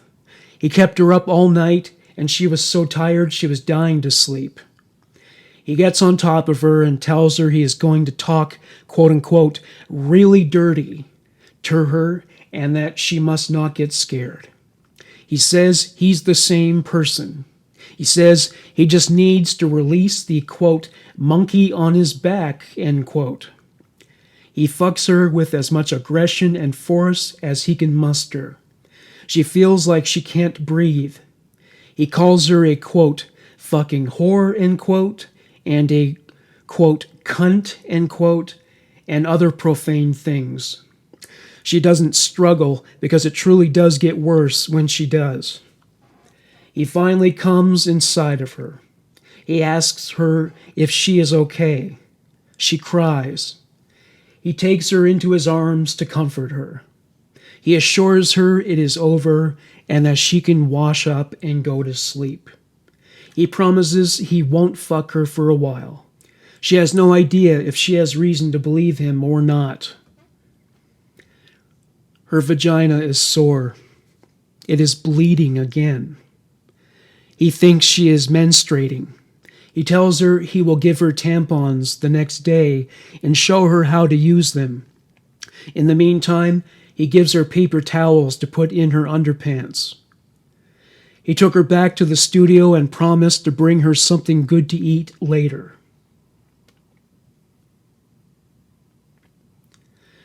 The runs were horrific, but so was being left tied up for hours on end. The torture of rape alternating with loneliness and being bound bookended her life with anguish and hardship. There were no silver linings in a life like this. He was fond of tying her up with eye hooks, saying it was the, quote, perfect position, end quote. He would tell her he was a good person and that there was no other way to treat his sexual problem. As he saw it, it was her responsibility to protect other girls from men like him. He would apologize to her and beg her to forgive him for raping her. He said it would make him feel better. To ensure her survival, she was keen to avoid conveying how hurt she was by his actions. She hated fucking him on video. He told her the videos would give him a release and that it would cut down on the frequency with which he raped her. Years later, he told her he destroyed the tapes. The truth was, they were just hidden on the property and only marginally damaged. Phillip has taken to calling Jaycee Snoopy. He says it's because she asks a lot of questions and has snooped through the desk. He seems to be amused by it. She has been his captive for a few months, and he no longer handcuffs her. He brings Nancy to the room to meet her. He tells Jaycee he wants them to be friends and that Nancy will bring her meals for the time being. When Phillip returned later, he told Jaycee Nancy was jealous of her. She was jealous because Jaycee had something Nancy felt should be exclusively hers, even though Jaycee never wanted it in the first place. This, despite the fact that Nancy helped him abduct Jaycee. He tells Jaycee that if she is well behaved and puts in the effort to befriend Nancy, they will be on good terms. Their marriage is an abomination in Jaycee's eyes. She believed in love, and her views on marriage were very old school, i.e., she believed in monogamy. He tells Jaycee that Nancy doesn't like sex, and that the runs are also helping with that situation. She never stayed long when she brought the meals. Phillip tried encouraging her to spend more time with Jaycee, but she was still reluctant. Phillip provided a Nintendo gaming system to distract Jaycee. Nancy gave her a teddy bear. Eventually, Nancy starts to spend more and more time talking to Jaycee. Phillip informs Jaycee of his plan to bring Nancy in the room with them so Jaycee could, quote-unquote, party with them. Jaycee didn't like the sound of that. Not one bit. She was disgusted by that idea. She was even more disgusted when he introduced the idea of getting his dog to have sex with Jaycee. Yes, he wanted to subject Jaycee to bestiality rape. He told her it wouldn't hurt as bad since dogs' penises are smaller. She was hoping and praying that he was just kidding. The days are boring. After Nancy filled a mini fridge with cartons of milk, Jaycee starts making Barbie furniture out of the used cartons. Nancy brought her magazines and more Barbies. On Jaycee's 12th birthday, Phillip and Nancy came in and told her they had a surprise for her. Jaycee assumed it must be a birthday present. She closed her eyes. When she was told to open them, she was informed that the big surprise was that Nancy got a new hairstyle, as if Jaycee would give a shit. She didn't dare let it show how disappointed she was that Nancy's fucking hair was the big surprise. Phillip and Nancy began to spend more time with Jaycee. They would bring her fast food and movies into the room to enjoy with her. The environment in the backyard became unfit for human habitation. Phillip dumped the contents of the toilet bucket on the ground. Garbage piled up. It looked like landfill at one point. Sometimes Phillip would neglect to empty the bucket, and Jaycee would refrain from relieving herself because she didn't want the bucket to overflow. Sometimes she resorted to going in the garbage can. She wasn't given much toilet paper, so she would sometimes reuse it if all she had to do was urinate. She was so lonely that when a daddy longlegs spider entered the space, she named her Bianca and talked to her. Nancy would still be moody, and her jealousy was apparent. Jaycee wondered why she didn't let her go when Phillip was out. Nancy says that sometimes it's hard for her to stay in and talk because she feels remorse for kidnapping her. Sometimes Nancy watches movies with her, and they will even sleep in the same bed because Jaycee finds it comforting to not have to sleep alone. Phillip was away for a month. He told Nancy to tell Jaycee that he was spending time on a rich man's island. When he got back, he was wearing a GPS tracker on his ankle. He admitted he was in prison for a month because parole officials detected drugs in his system, which was a violation of the conditions of his parole. He blamed Nancy for keeping the drugs on the premises. There are some minor improvements in Jaycee's life. Phillip's runs are shorter. He stops by just to hug her sometimes, knowing she is lonely and bored in the shed. He tells her he is reading the Bible and God is helping him with his sexual problem.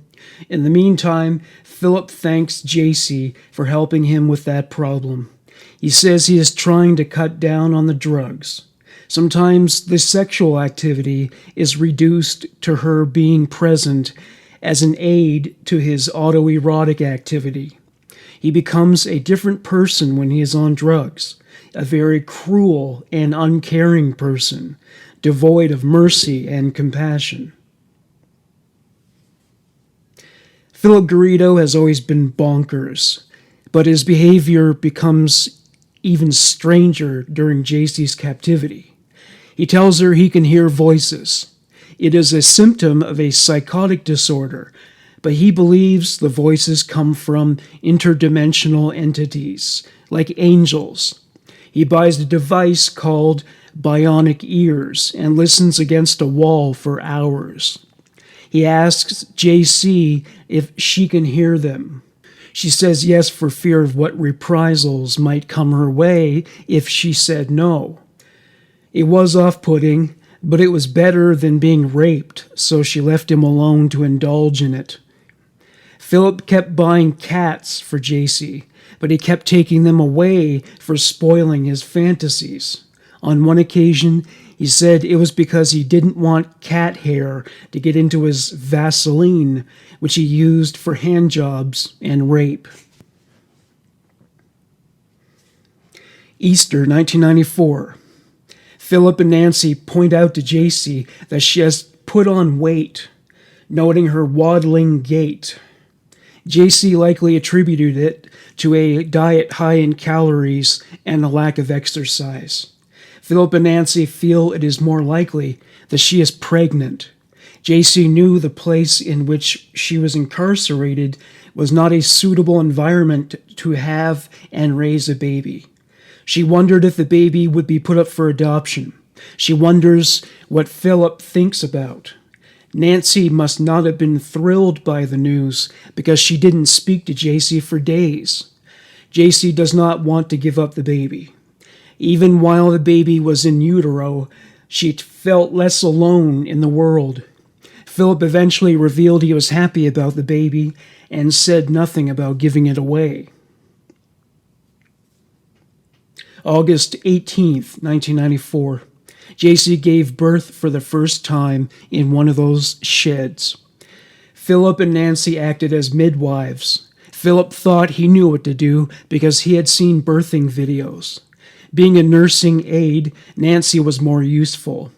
The baby almost didn't survive due to having become strangled by the umbilical cord. Phillip managed to remove it from the baby's neck. Aside from that issue, the birth was a success and the baby survived. Jaycee began nursing the child immediately. Mother and baby fell asleep together soon after. Though Jaycee was exhausted, she still feared her future as a 14-year-old mother. She was not ready. Quoting her from her memoir, she said, recounting that day, "I can't believe that was me that went through this. I can't imagine ever going through something like this again by myself. How did I not just go insane with worry? How do you get through things you don't want to do? You just do.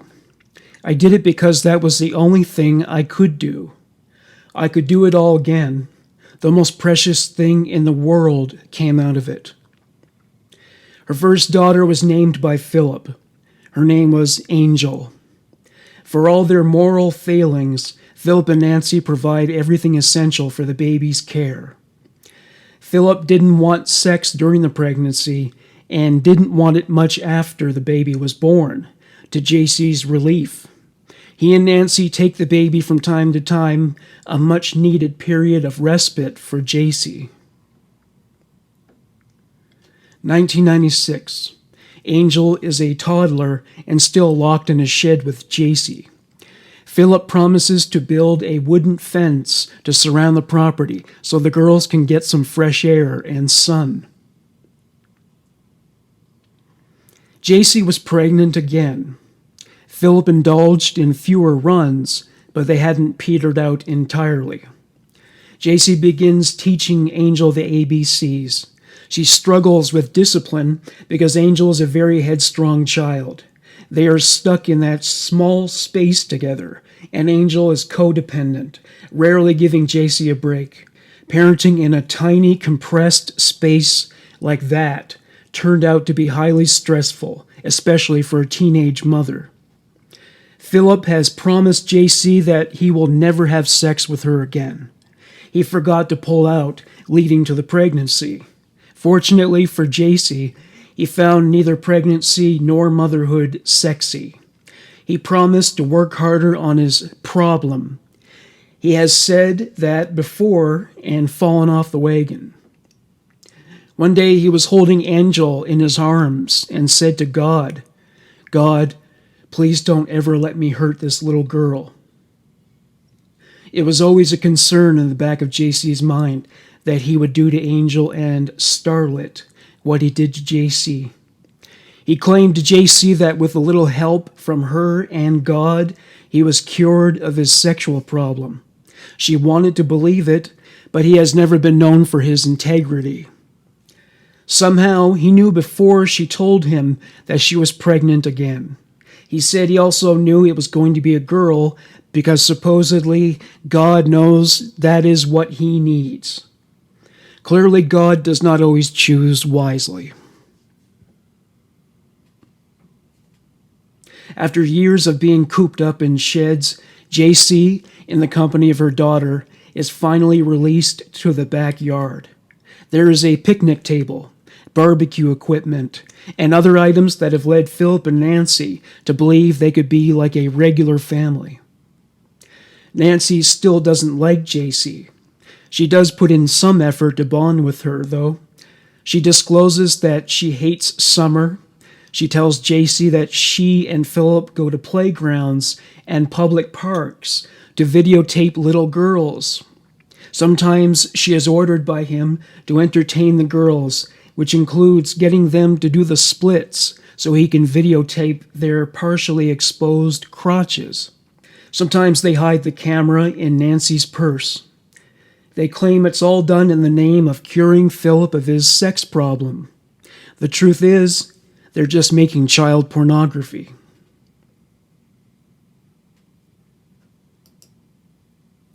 Phillip Garrido has started a printing and graphic design business called Printing for Less. Jaycee gets involved on the printing and designing end. She is so much better at it than Phillip that she handles most of the computer work. November 13th, 1997. Jaycee's second child, Starlet, is born and in the same circumstances as Angel. Phillip continues to exhibit bizarre behavior. He reads the Bible more than ever, but he has torn copies apart on more than one occasion. He once threw Bible pages into a bucket he defecated in outdoors. Jaycee is happy about this because while he is focused on the Bible, he is less likely to rape or molest her. He still goes on about how it has cured him of his sexual problem, but Jaycee is still skeptical. In the meantime, he claims that God is helping him with the voices in his head. He goes on about how he, Nancy, Jaycee, and the two young girls will be one big happy family. He is working harder on the print business than ever, and even persuades Nancy to quit her job so she can help with the babies and the business. There was no maternity leave for Jaycee. She had to design and print documents for Phillip's business. She often nursed and worked at the same time. No matter how you slice it, she was a full-time slave. Jaycee created a school schedule for the girls, teaching them from 10 a.m. to 2 p.m. She taught them English, math, social studies, and science. She got their worksheets and quizzes from free educational resources available online. Phillip felt public schools were an unwholesome and negative influence for young people. To quote Jaycee from her memoir, "On the one hand, for 18 years I had been taught that schools are bad and kids learn bad things there and peer pressure can ruin a child's life forever. But when I consider who I heard all this stuff from, a kidnapper, rapist, pedophile, narcissistic, pervert, I can only come to one conclusion. Maybe school isn't so bad after all." Jaycee and the girls grew up cognizant that Phillip was on parole for the rape of a woman, and parole officers could drop by to examine the property at any time. And they did, dozens of times. Phillip convinced Jaycee that the outside world was so dangerous that it wouldn't be worth it to release her and her girls. He established himself as a presence that guaranteed peace and stability. They were entirely dependent on him, and Jaycee feared the prospects of running away and caring for the girls on her own. Jaycee wrote about the power Phillip held over her mind. "I gave my power to my abductor. I was the one to comfort him when he was the one in the wrong. Where was my comfort? Where was my freedom? Why did I feel the need to comfort my tormentor? Violating my body was not enough. He had to violate my mind as well. He had the ability to turn every situation to suit his needs. What happened to the bull-headed part of me? I knew I had to do what he told me and not complain. My fear was doing something wrong and Phillip getting mad, and who knows what would have happened then. Instinctively, I knew I had to cooperate with him or else. I hated what he was doing to me, but I felt helpless to do anything about it. When he would cry afterwards and thank me for helping him with his sexual problem, I wanted to yell and scream to please let me go. I didn't want to help him with anything. I have come to realize that Phillip Garrido is and was a very selfish man.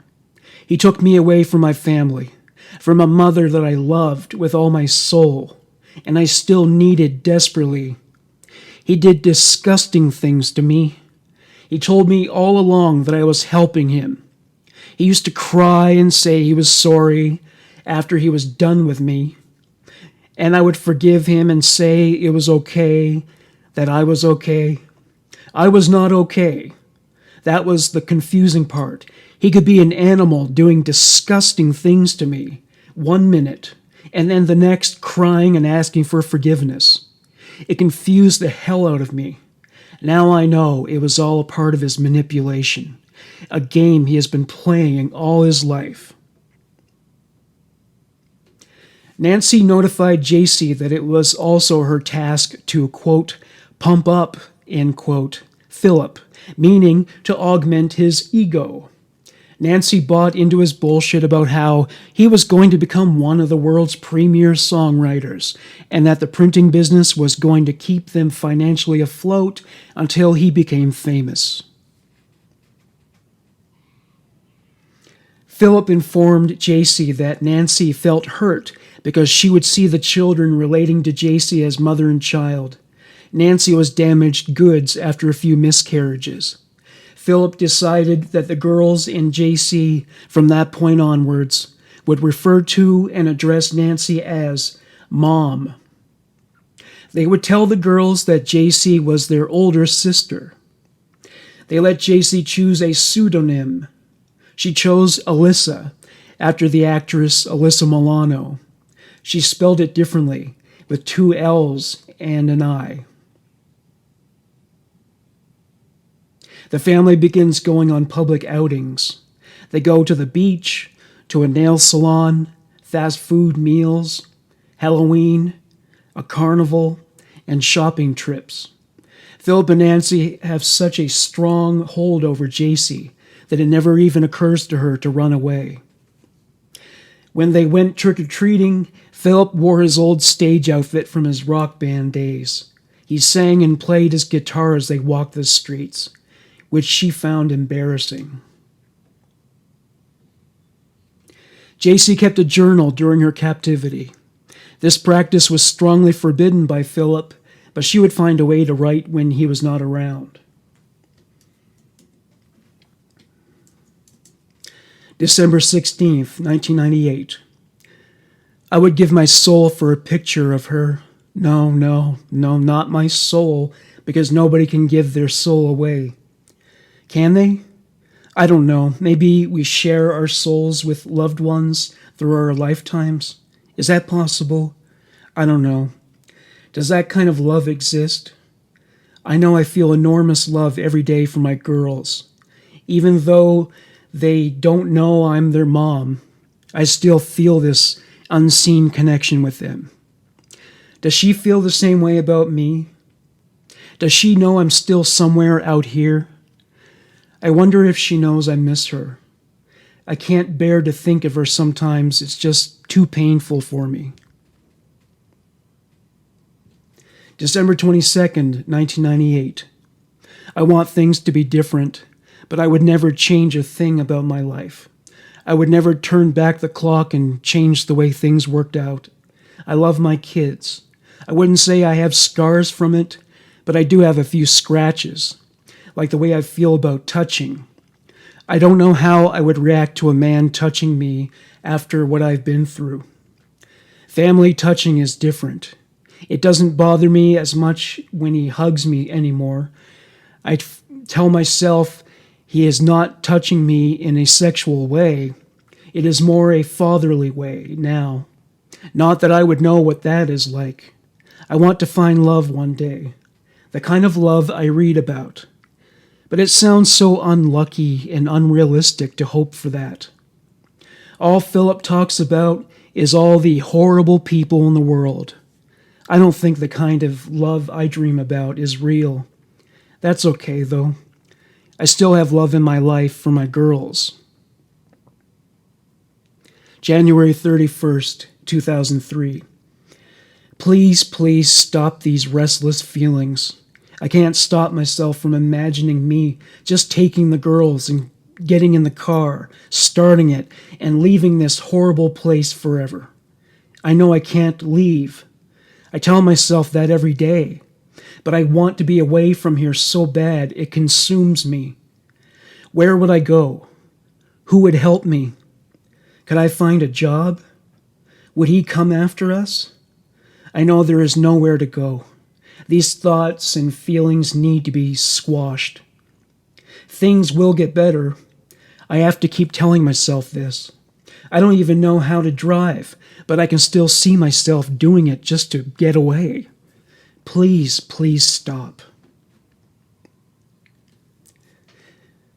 February 22nd, 2003. I want to be more independent, but how? I don't think I could survive by myself outside of these walls. I wouldn't know how to take care of myself or the kids. The world is so messed up. Why do people ruin their lives? The answers seem so simple to me sometimes, and sometimes I see how complicated the answers are too. Why do I have to miss her, my mom, so much? She hasn't been a part of my life in so long. I don't even remember what she looks like. Would I even recognize her if I saw her? Do people have connections like that? Would my soul recognize hers? I don't know. I hope I get the chance to find out one day. Sometimes I dream about her. They are fuzzy, hazy dreams. I don't even remember them that well when I wake up. I just know she was in them.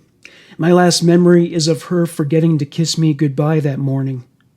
I was mad because I asked her the night before to kiss me goodbye before she went to work.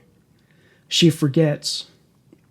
When I was walking around the track that Nancy has set up in the backyard to exercise with, I thought about her so much I started to cry. May 3rd, 2003. I felt lonely all day today. I don't understand why I feel like this sometimes. I mean, it's not like I'm alone. I have my family, and they are great. I don't really know why I feel like this. I just want a chance to do things myself. Lead a life that I choose, not this life that I have no say in what happens. No real control. What do I want? Maybe to feel a little more grown up. I feel sometimes like I'm still the same age as when it happened. I hate this feeling. I want to grow up, but how do I do that here? Who would I be if it weren't here? Sometimes I think I would be a totally different person because being here has changed me. I might have always followed in someone else's footsteps, always trying to get people to like me, always wanting nobody to be mad at me. Oh, who am I kidding? I'm still that same person. Well, maybe not as much as before. I have changed. I know now I would not follow the leader of the pack blindly. I would not do drugs or break the law. I wish I had better instincts, though. October 12th, 2003. I guess I have turned a switch off inside of me. In the beginning, I did it to survive. Now it's just habit, I suppose. But nonetheless, it is now a part of who I am. I feel it switch when I watch TV or I'm out somewhere. When I'm out in public, I want nothing more than to be invisible, to blend in and not get noticed. That's when I feel the switch turn on and me sink into the background. I don't look at people or really see them either. I feel like if I notice them, they will notice me. I want to have a normal life and be like normal people, but I can't. The switch always turns on. I'm also afraid if I see people, I'm afraid of what I would see. It's not that I don't care. I care. I care more than I want to. I just can't stand crying over any of it anymore. Maybe because I've done enough crying for 2 lifetimes. I can't say, though, that people don't affect me. I would be lying to myself. I want to change the world, make it a better place to live, a place where I want the kids to live in. December 18th, 2003. On a promo for the news tonight, the press is speculating that the man that killed Polly Klaas also took and killed me. It is so hard to express the feelings I'm feeling. They showed a brief picture of me and then the killer. That was so painful to watch. Phillip thinks it would be a bad idea for me to watch the news tonight. I think he's right. I'm not going to watch it. I wonder if they will show a picture of her, my mom. I hope they don't bring it all up for her again. Why can't they just leave it in the past? I hope they don't hurt her. What must she be thinking? Does she think I'm dead? I miss her more than I can understand. Sometimes I'm afraid I won't recognize her. Sometimes I wonder if I was ever given the choice, would I stay here or leave? There is no easy answer. There is a piece of me missing. Part of me will always be there with her, my mom. There is a part of me that always hurts and feels the pain of losing my family, and that part wants to become whole, but that cannot happen until I am united with those I lost. I wish I was stronger. Affirmations. 1. Only I can make it happen. 2. I control what I eat. 3. Every day I become the person I want to be. 4. I have the strength to do everything I set my mind to. December 30th, 2003. There are times I forget who I am. Tonight I have so many memories running through my head, good and bad. Time and separation dulls some of the memories, but the essence is always there with me every day. One day when I see her again, maybe the pain will go away. I know I'm not the first person to lose someone they love, and I most certainly won't be the last. I'm probably considered lucky, if you can call it that, because I know I will see her again one day. Not everyone can say that. I know this may sound silly, but not easy. Imagine somebody's life going on after you leave. You only focus on your life and its events. So now I wonder, what kind of life has she had? I'm thankful, and I hope she is too, that she has my sister with her. As I'm writing this, she is 12. Wow, I can't ever begin to guess what she's like. I wonder what they do together. I hope they are happy as I am most times. I wonder if she asks about me and what she tells her. I have no clue what I would say under these circumstances. I guess I'm the lucky one in my knowledge that I will see them again one day. It brings me a lot of comfort just to say or write those words.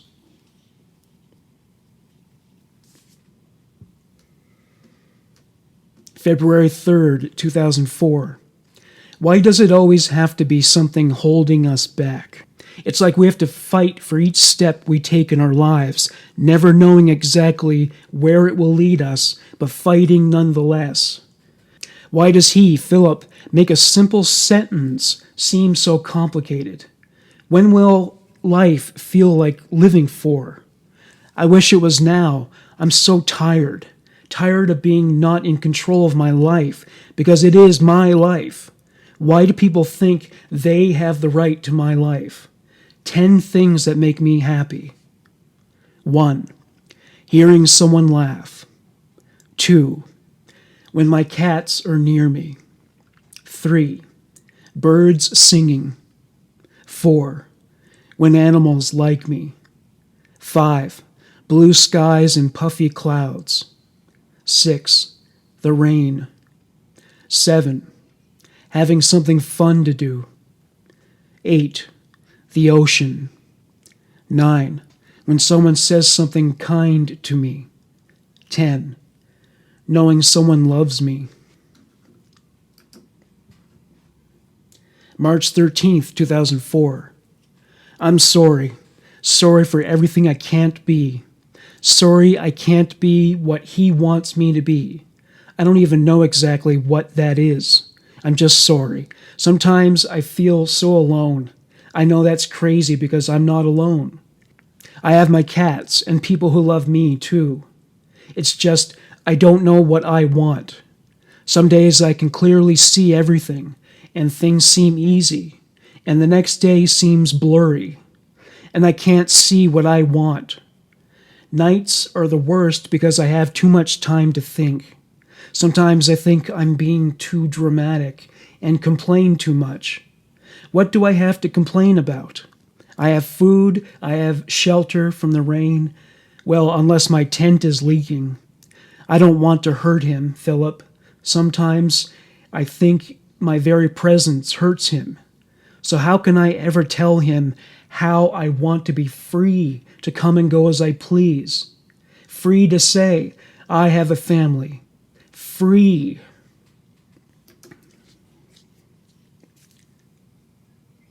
June 27th, 2004. Lonely. That's how I feel. Lonely and incomplete. I want to run, but I have no idea where to run to. I want to yell, but I don't want to hurt anybody. I want to say something, but I don't know what to say. Love is the easy part. It's the living without the love you need that is hard. Is life worth living simply because you live? Or is it worth more if you make life happen? What if you have no choice in the matter? Maybe you have to make life happy, whether it is good or bad. You make the choices in your life and have to live with the consequences of your choices. Did I have a choice that day? Could I have chosen to stay home from school? I would have been punished, but my life would not have changed so completely as it did. Would I choose to be here even with everything that happened? July 5th, 2004. It feels like I'm sinking. I'm afraid I want control of my life. This is supposed to be my life to do with what I like. But once again, he, Phillip, has taken it away. How many times is he allowed to take it away from me? I'm afraid he doesn't see the thing he says makes me a prisoner. Does he want to see it? I've been thinking of her a lot lately. I know it would take just a couple of clicks. I could see her. I need to see her. So what's stopping me? I think I'm afraid to take the first step because I know I could not go any farther with it. And that would hurt me. I'm such a coward. I hate being afraid. Why don't I have control of my life? I feel now I can't even be sure my thoughts are my own. I can't even really talk to him, Phillip, about anything I feel, because he will just think the angels are controlling me. I don't want to burden him with what I'm feeling. Why should I even care if I hurt him? He has hurt me. I just can't do it back. I can't be like them. September 4th, 2004. I'm just surging with anger right now. I can't help it. I think what he did is wrong. Why couldn't he just once give in and not be so controlling? It helps to write these feelings down. I can't talk to him. He overpowers me with his words in no time. Then there's the fact that I can't put what I'm trying to say in the right way. What I want to say never comes out the way I envision it in my head. Why is that? I wonder if I could have prevented the fight by going out there myself. Then again, maybe he would have told me the same things. If I told him any of my feelings, he would immediately tell me the angels are controlling you. I need him to give me the freedom to talk to him, but right now that's not going to happen. So I will just let these feelings flow through me and out this pencil. It's weird, but I already feel the tension leaving me, and soon I will only be left with the memory of this night to think about and analyze, rethink, and come to a conclusion about what to do. Maybe the tension is leaving me because I'm no longer around him. I'm out here in my own space. I love my tent. It's my own space to do with as I wish. As soon as I see him again, all I want to do is tell him how wrong he was to do that. But he will never take responsibility for what he does. It's always someone else's fault. The angels now, mostly. If I confronted him, He would just think I'm being controlled to say these things by the angels, and that would get me nowhere. Sometimes I wish I could live very far away from him, Philip. Sometimes I dream about it. October 3rd, 2004. Sometimes I think the memories from what he did to me would fade more quickly if I didn't have to see him every day, 24/7. It's hard, and I hate the memories from that time. I want them to go away, forever. I miss her. I would give anything if she could just hold me one more time. Would she let me go again? It's nights like this I wish for someone to hold me safe. Neo is here and he brings me comfort. I don't know what I would do if I didn't have him with me. 10 things I want to do. 1. Lose weight. 2. Do yoga in the morning. 3. Write more. 4. Learn something new. 5. See all the people I care about. 6. Learn 2 different languages. 7. Learn to paraglide. 8. Travel around the world. 9. Learn to snorkel. 10. See my mom. March 28th, 2006. My dreams for the future. 1. See mom. 2. See pyramids. 3. Ride in a hot air balloon. 4. Learn to drive. 5. Swim with dolphins. 6. Touch a whale. 7. Take a train ride. 8. Learn to sail an old-fashioned sailing ship. 9. Write a bestseller. 10. Horseback ride on the beach every day. September 18th, 2006. Had a breakdown today. They, the angels, used him to hurt me. Unacceptable. He cut me deep inside. Deep damage done will take time to repair. At first, all the anger was directed at both of them, Philip and Nancy. But time makes things clear, and blame is in the right place now. I know I will get over it. Love will prevail. I will win. September 20th, 2006. Found out that he took money from us again. He says the angels made him do it. He never takes responsibility for anything. Even though last time he said it wouldn't happen again. He still did it. They, the angels, want me to hate him, Philip, for doing this to us again. I know I shouldn't blame him, but it's hard not to. He wants me to believe the angels made him do it, and it's not his fault. I know in his mind he took the money for a good reason, not intentionally to hurt us, but still. I wanted to scream and yell at him like he did to me. I didn't. I can't count on him for anything.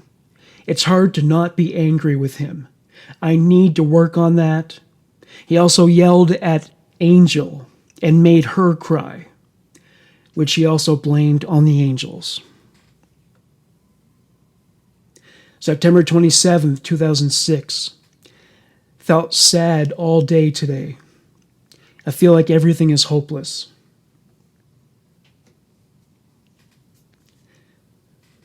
Due to a change in parole laws, parole agents visited the house more often. Philip had to report to a parole officer more often, which included submitting urine samples. During the parole agents' visits, they didn't search the backyard. They didn't probe much into the nature of his personal relationships. They would ask him questions about the girls, and they took his answers at face value. One day, Philip was arrested for a parole violation. Jaycee, Nancy, and the girls didn't hear anything for hours. At some point, the parole agent brings Philip home in handcuffs. He released him from the bindings inside the house. Nancy shed tears of joy and relief. Nancy cried too, but they were tears of anger, as she explained in her memoir. The truth is, on the inside, I felt like they were tears of anger. Yes, I was angry. Angry at everything. Angry at the parole agent for taking him and then not taking him. Angry at Phillip for not doing anything to prevent all of this. We relied on him, and I guess in that instant, it became clear how much we relied on him. And it didn't really look like he cared. It was all about the angels this and the angels that. What about us? It was always the same old thing with him. He believed that angels kept him from legal prosecution during all the years of Jaycee and her daughter's confinement. August 26th, 2009. In the morning, Phillip woke Jaycee to tell her that she and the girls needed to wake and get dressed because he was taking them to the parole office. He said he was tired of being harassed by them and wanted to take the girls with him to prove to the system that he led a normal life. He figured that with the harassment out of the way, he could continue with his project/mission. Jaycee was nervous about the meeting. She didn't know what to say to the officials. Before they left, Phillip got Jaycee to type a letter for a lawyer based in the city of Concord. The idea was to drop it off on the way to the parole office. He wanted the parole officer to know that his project was moving forward. Jaycee asked Phillip what she should say to the parole officer. He told her to say that she was the girl's mother and that she was aware he was a convicted sex offender. He told her that if they asked her any other questions, she should ask for a lawyer and say nothing else. Phillip was convinced it would go down without a hitch. Jaycee's instincts told her it wouldn't be nearly as simple and problem-free as everybody else in the car believed it would be. When everybody was in the parole building, Jaycee recognized Phillip's parole officer walking toward them. He was confused to see that Phillip was accompanied by minors. He asked them all to follow him to the back. He announced that children were not permitted to be in the waiting room. The children were led away from Phillip. Jaycee gave him a searching look, as if seeking his guidance. He winked at her. That's all she had to decipher. The parole agent led Jaycee and the children into a private room. He asked Jaycee what they were doing there. Jaycee stuck to the script that Phillip fed her, including her usage of her alias, Alyssa. He continued to ask her questions for another 20 minutes. The questions included those that regarded her identity and what her role in the Garrido's lives was. When he concluded, he gave her his card and told them they could leave. Nancy and the girls went back to the car and sat inside, waiting for Phillip to return. Instead of Phillip, two parole agents approached the car. One was the man who interviewed Jaycee, and he was accompanied by his partner. Jaycee asked Nancy what she thought she should do. Nancy said she should pretend to be a distant relative.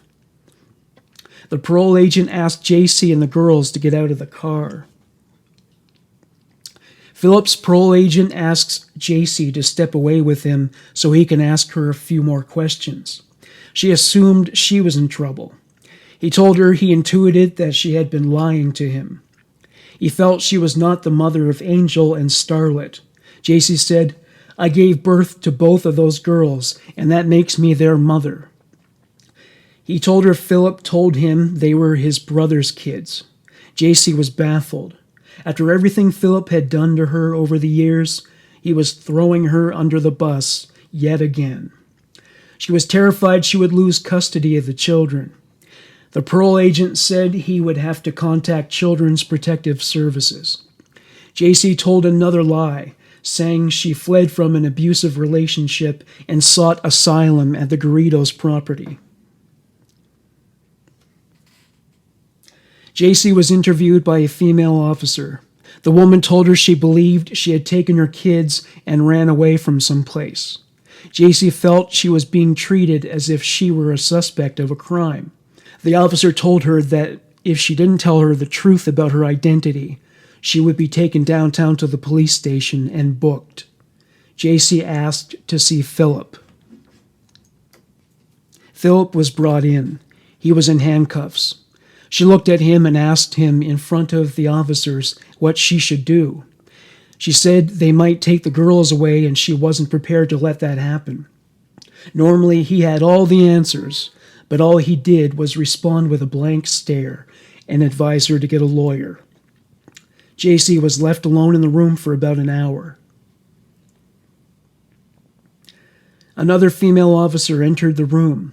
Jaycee realized that Phillip was no longer available as a support system.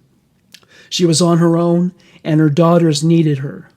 She asked for a lawyer several times. But the officer just responded by asking her why she thought she needed an attorney. She hadn't done anything wrong, after all. The officer reassured her, telling her that the kids were okay and she would see them again. She asked Jaycee for her name. Again, Jaycee would not bring herself to tell her. The officer told her everything happens for a reason and everything would be okay. She left Jaycee alone again. When the woman returned, she made a startling announcement. He confessed to kidnapping you several years ago. The officer asked Jaycee for her name and age she was when she was abducted. The officer was shocked to find out that she was 11 when kidnapped and 29 as of that day. She kept prodding Jaycee for her name. Jaycee hadn't said it in 18 years. She asked the officer if she could write it down. On a small scrap of paper, she wrote, JayceeLeeDugard.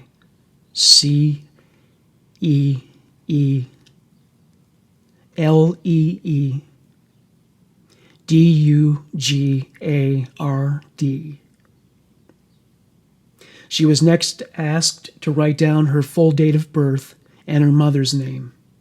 Jaycee asked if she could see her mother, and the officer said yes. Jaycee was thrilled. She was next notified that she would be reunited with the girls. This is a quote from her memoir about when she spoke to her mother over the phone from the police station. The next call they placed was to my mom's workplace in an attempt to contact her. This time they were put through to her, and by the time I heard her voice on the other line, I was at a complete loss for words. I don't even remember what I said. I have asked my mom since, and she told me that I said I had babies. I can't believe I said that. I meant something completely different. Not that my kids were babies, but I just wanted her to know I wasn't alone and that I came with kids, and in a way that was my attempt to see if she would accept them with me. I knew I would never leave my kids, and if my mom rejected them for some reason, I didn't know what I would do. I wanted her desperately, but I was also a mother with a responsibility to my girls. Luckily, that turned out not even to be an issue, and we were all accepted with open arms.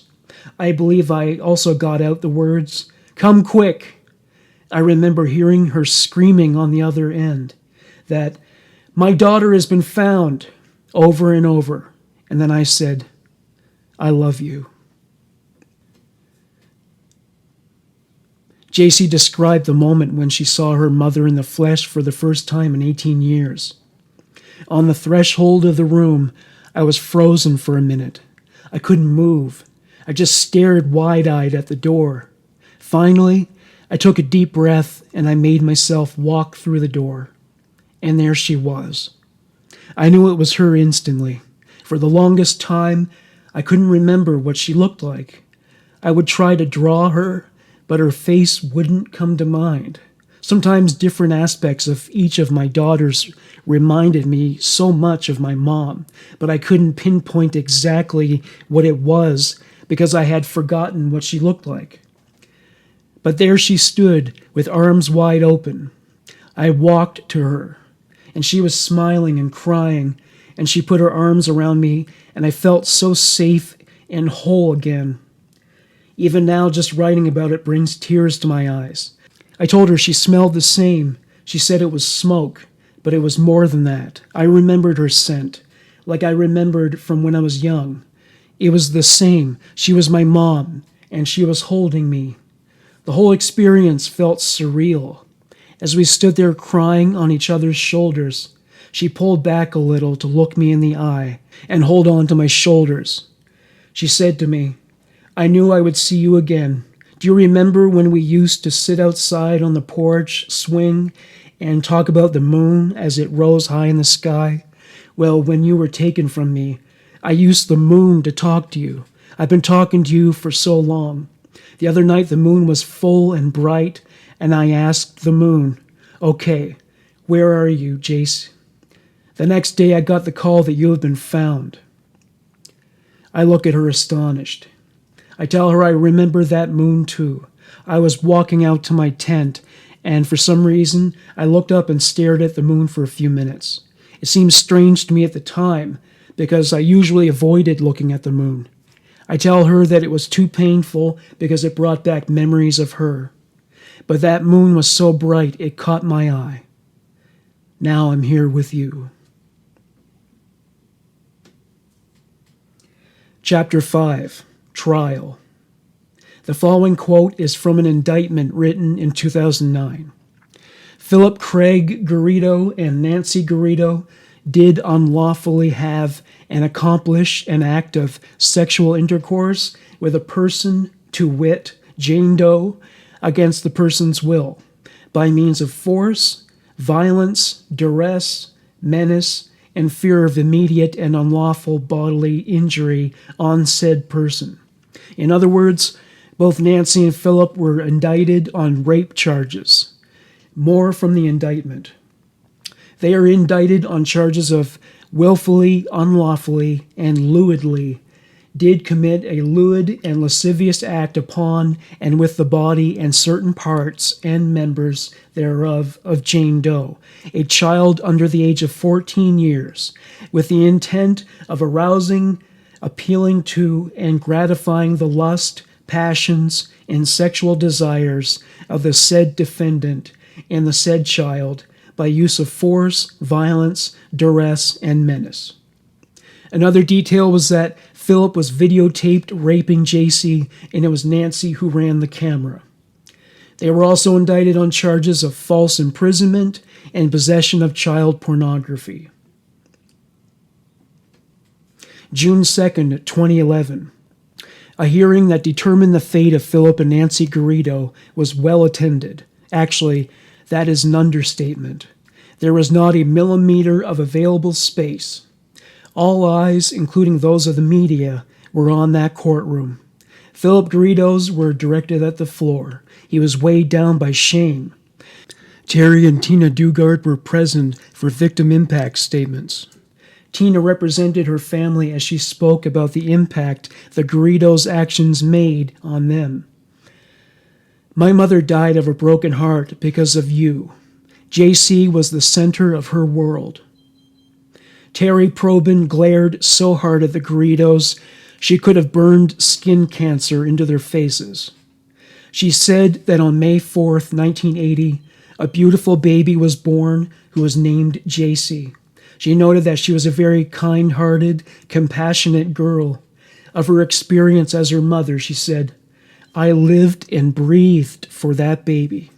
She said that whenever Jaycee had trouble sleeping as a child, she would sing to her the song, "You Are My Sunshine." The lyric, "Please don't take my sunshine away," became tragically apropos because that is exactly what the Garridos did. Terry said that when Jaycee was abducted, her world was turned upside down. Her mental health suffered, and for a time she was at a loss for a way to cope with the situation. She wondered if Jaycee was suffering. As a parent, she wanted nothing more than to rescue her and alleviate that suffering. To Nancy, Terry said, "It was you, Nancy, who took her. I hate you both. I'm sickened that she had to suffer because of you." Addressing Phillip about Angel and Starlet, she said, "They know what you did to their mother.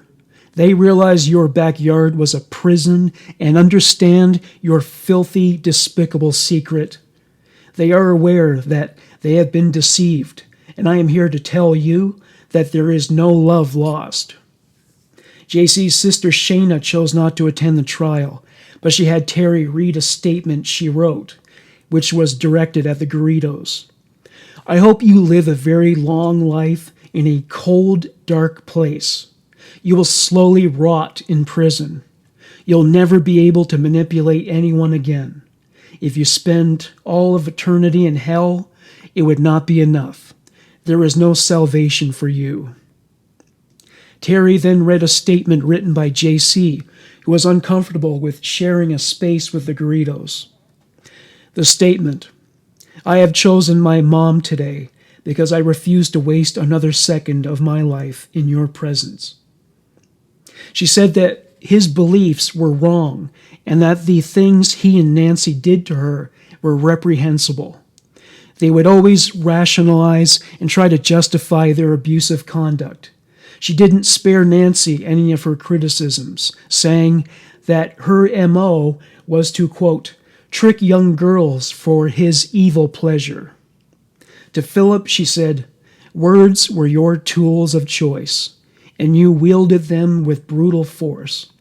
I hated every second of every day of 18 years because of you and the sexual perversions you forced on me. I have wonderful friends and family around me now, something you can never take away from me again. You do not matter anymore." April 28, 2011. Phillip and Nancy Garrido pled guilty to charges of kidnapping and rape by force. June 2, 2011. Phillip Garrido was sentenced to 431 years imprisonment. Nancy Garrido was sentenced to 36 years imprisonment. Nancy will be eligible for parole in August 2029. This is a quote from Jaycee's memoir, A Stolen Life. "In my heart, I do not hate Phillip. I don't believe in hate.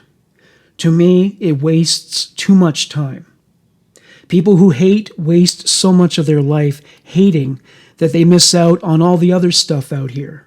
I do not choose to live my life that way. What is done is done. I'm looking to the future. For the first time in a long time, I get to look to the future instead of just the present. I have lived one day to the next, never daring to look ahead.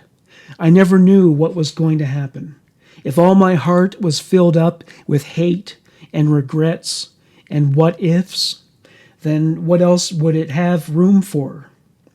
I won't say every day has been glorious and wonderful, but even on the bad days, I can still say one thing. I am free.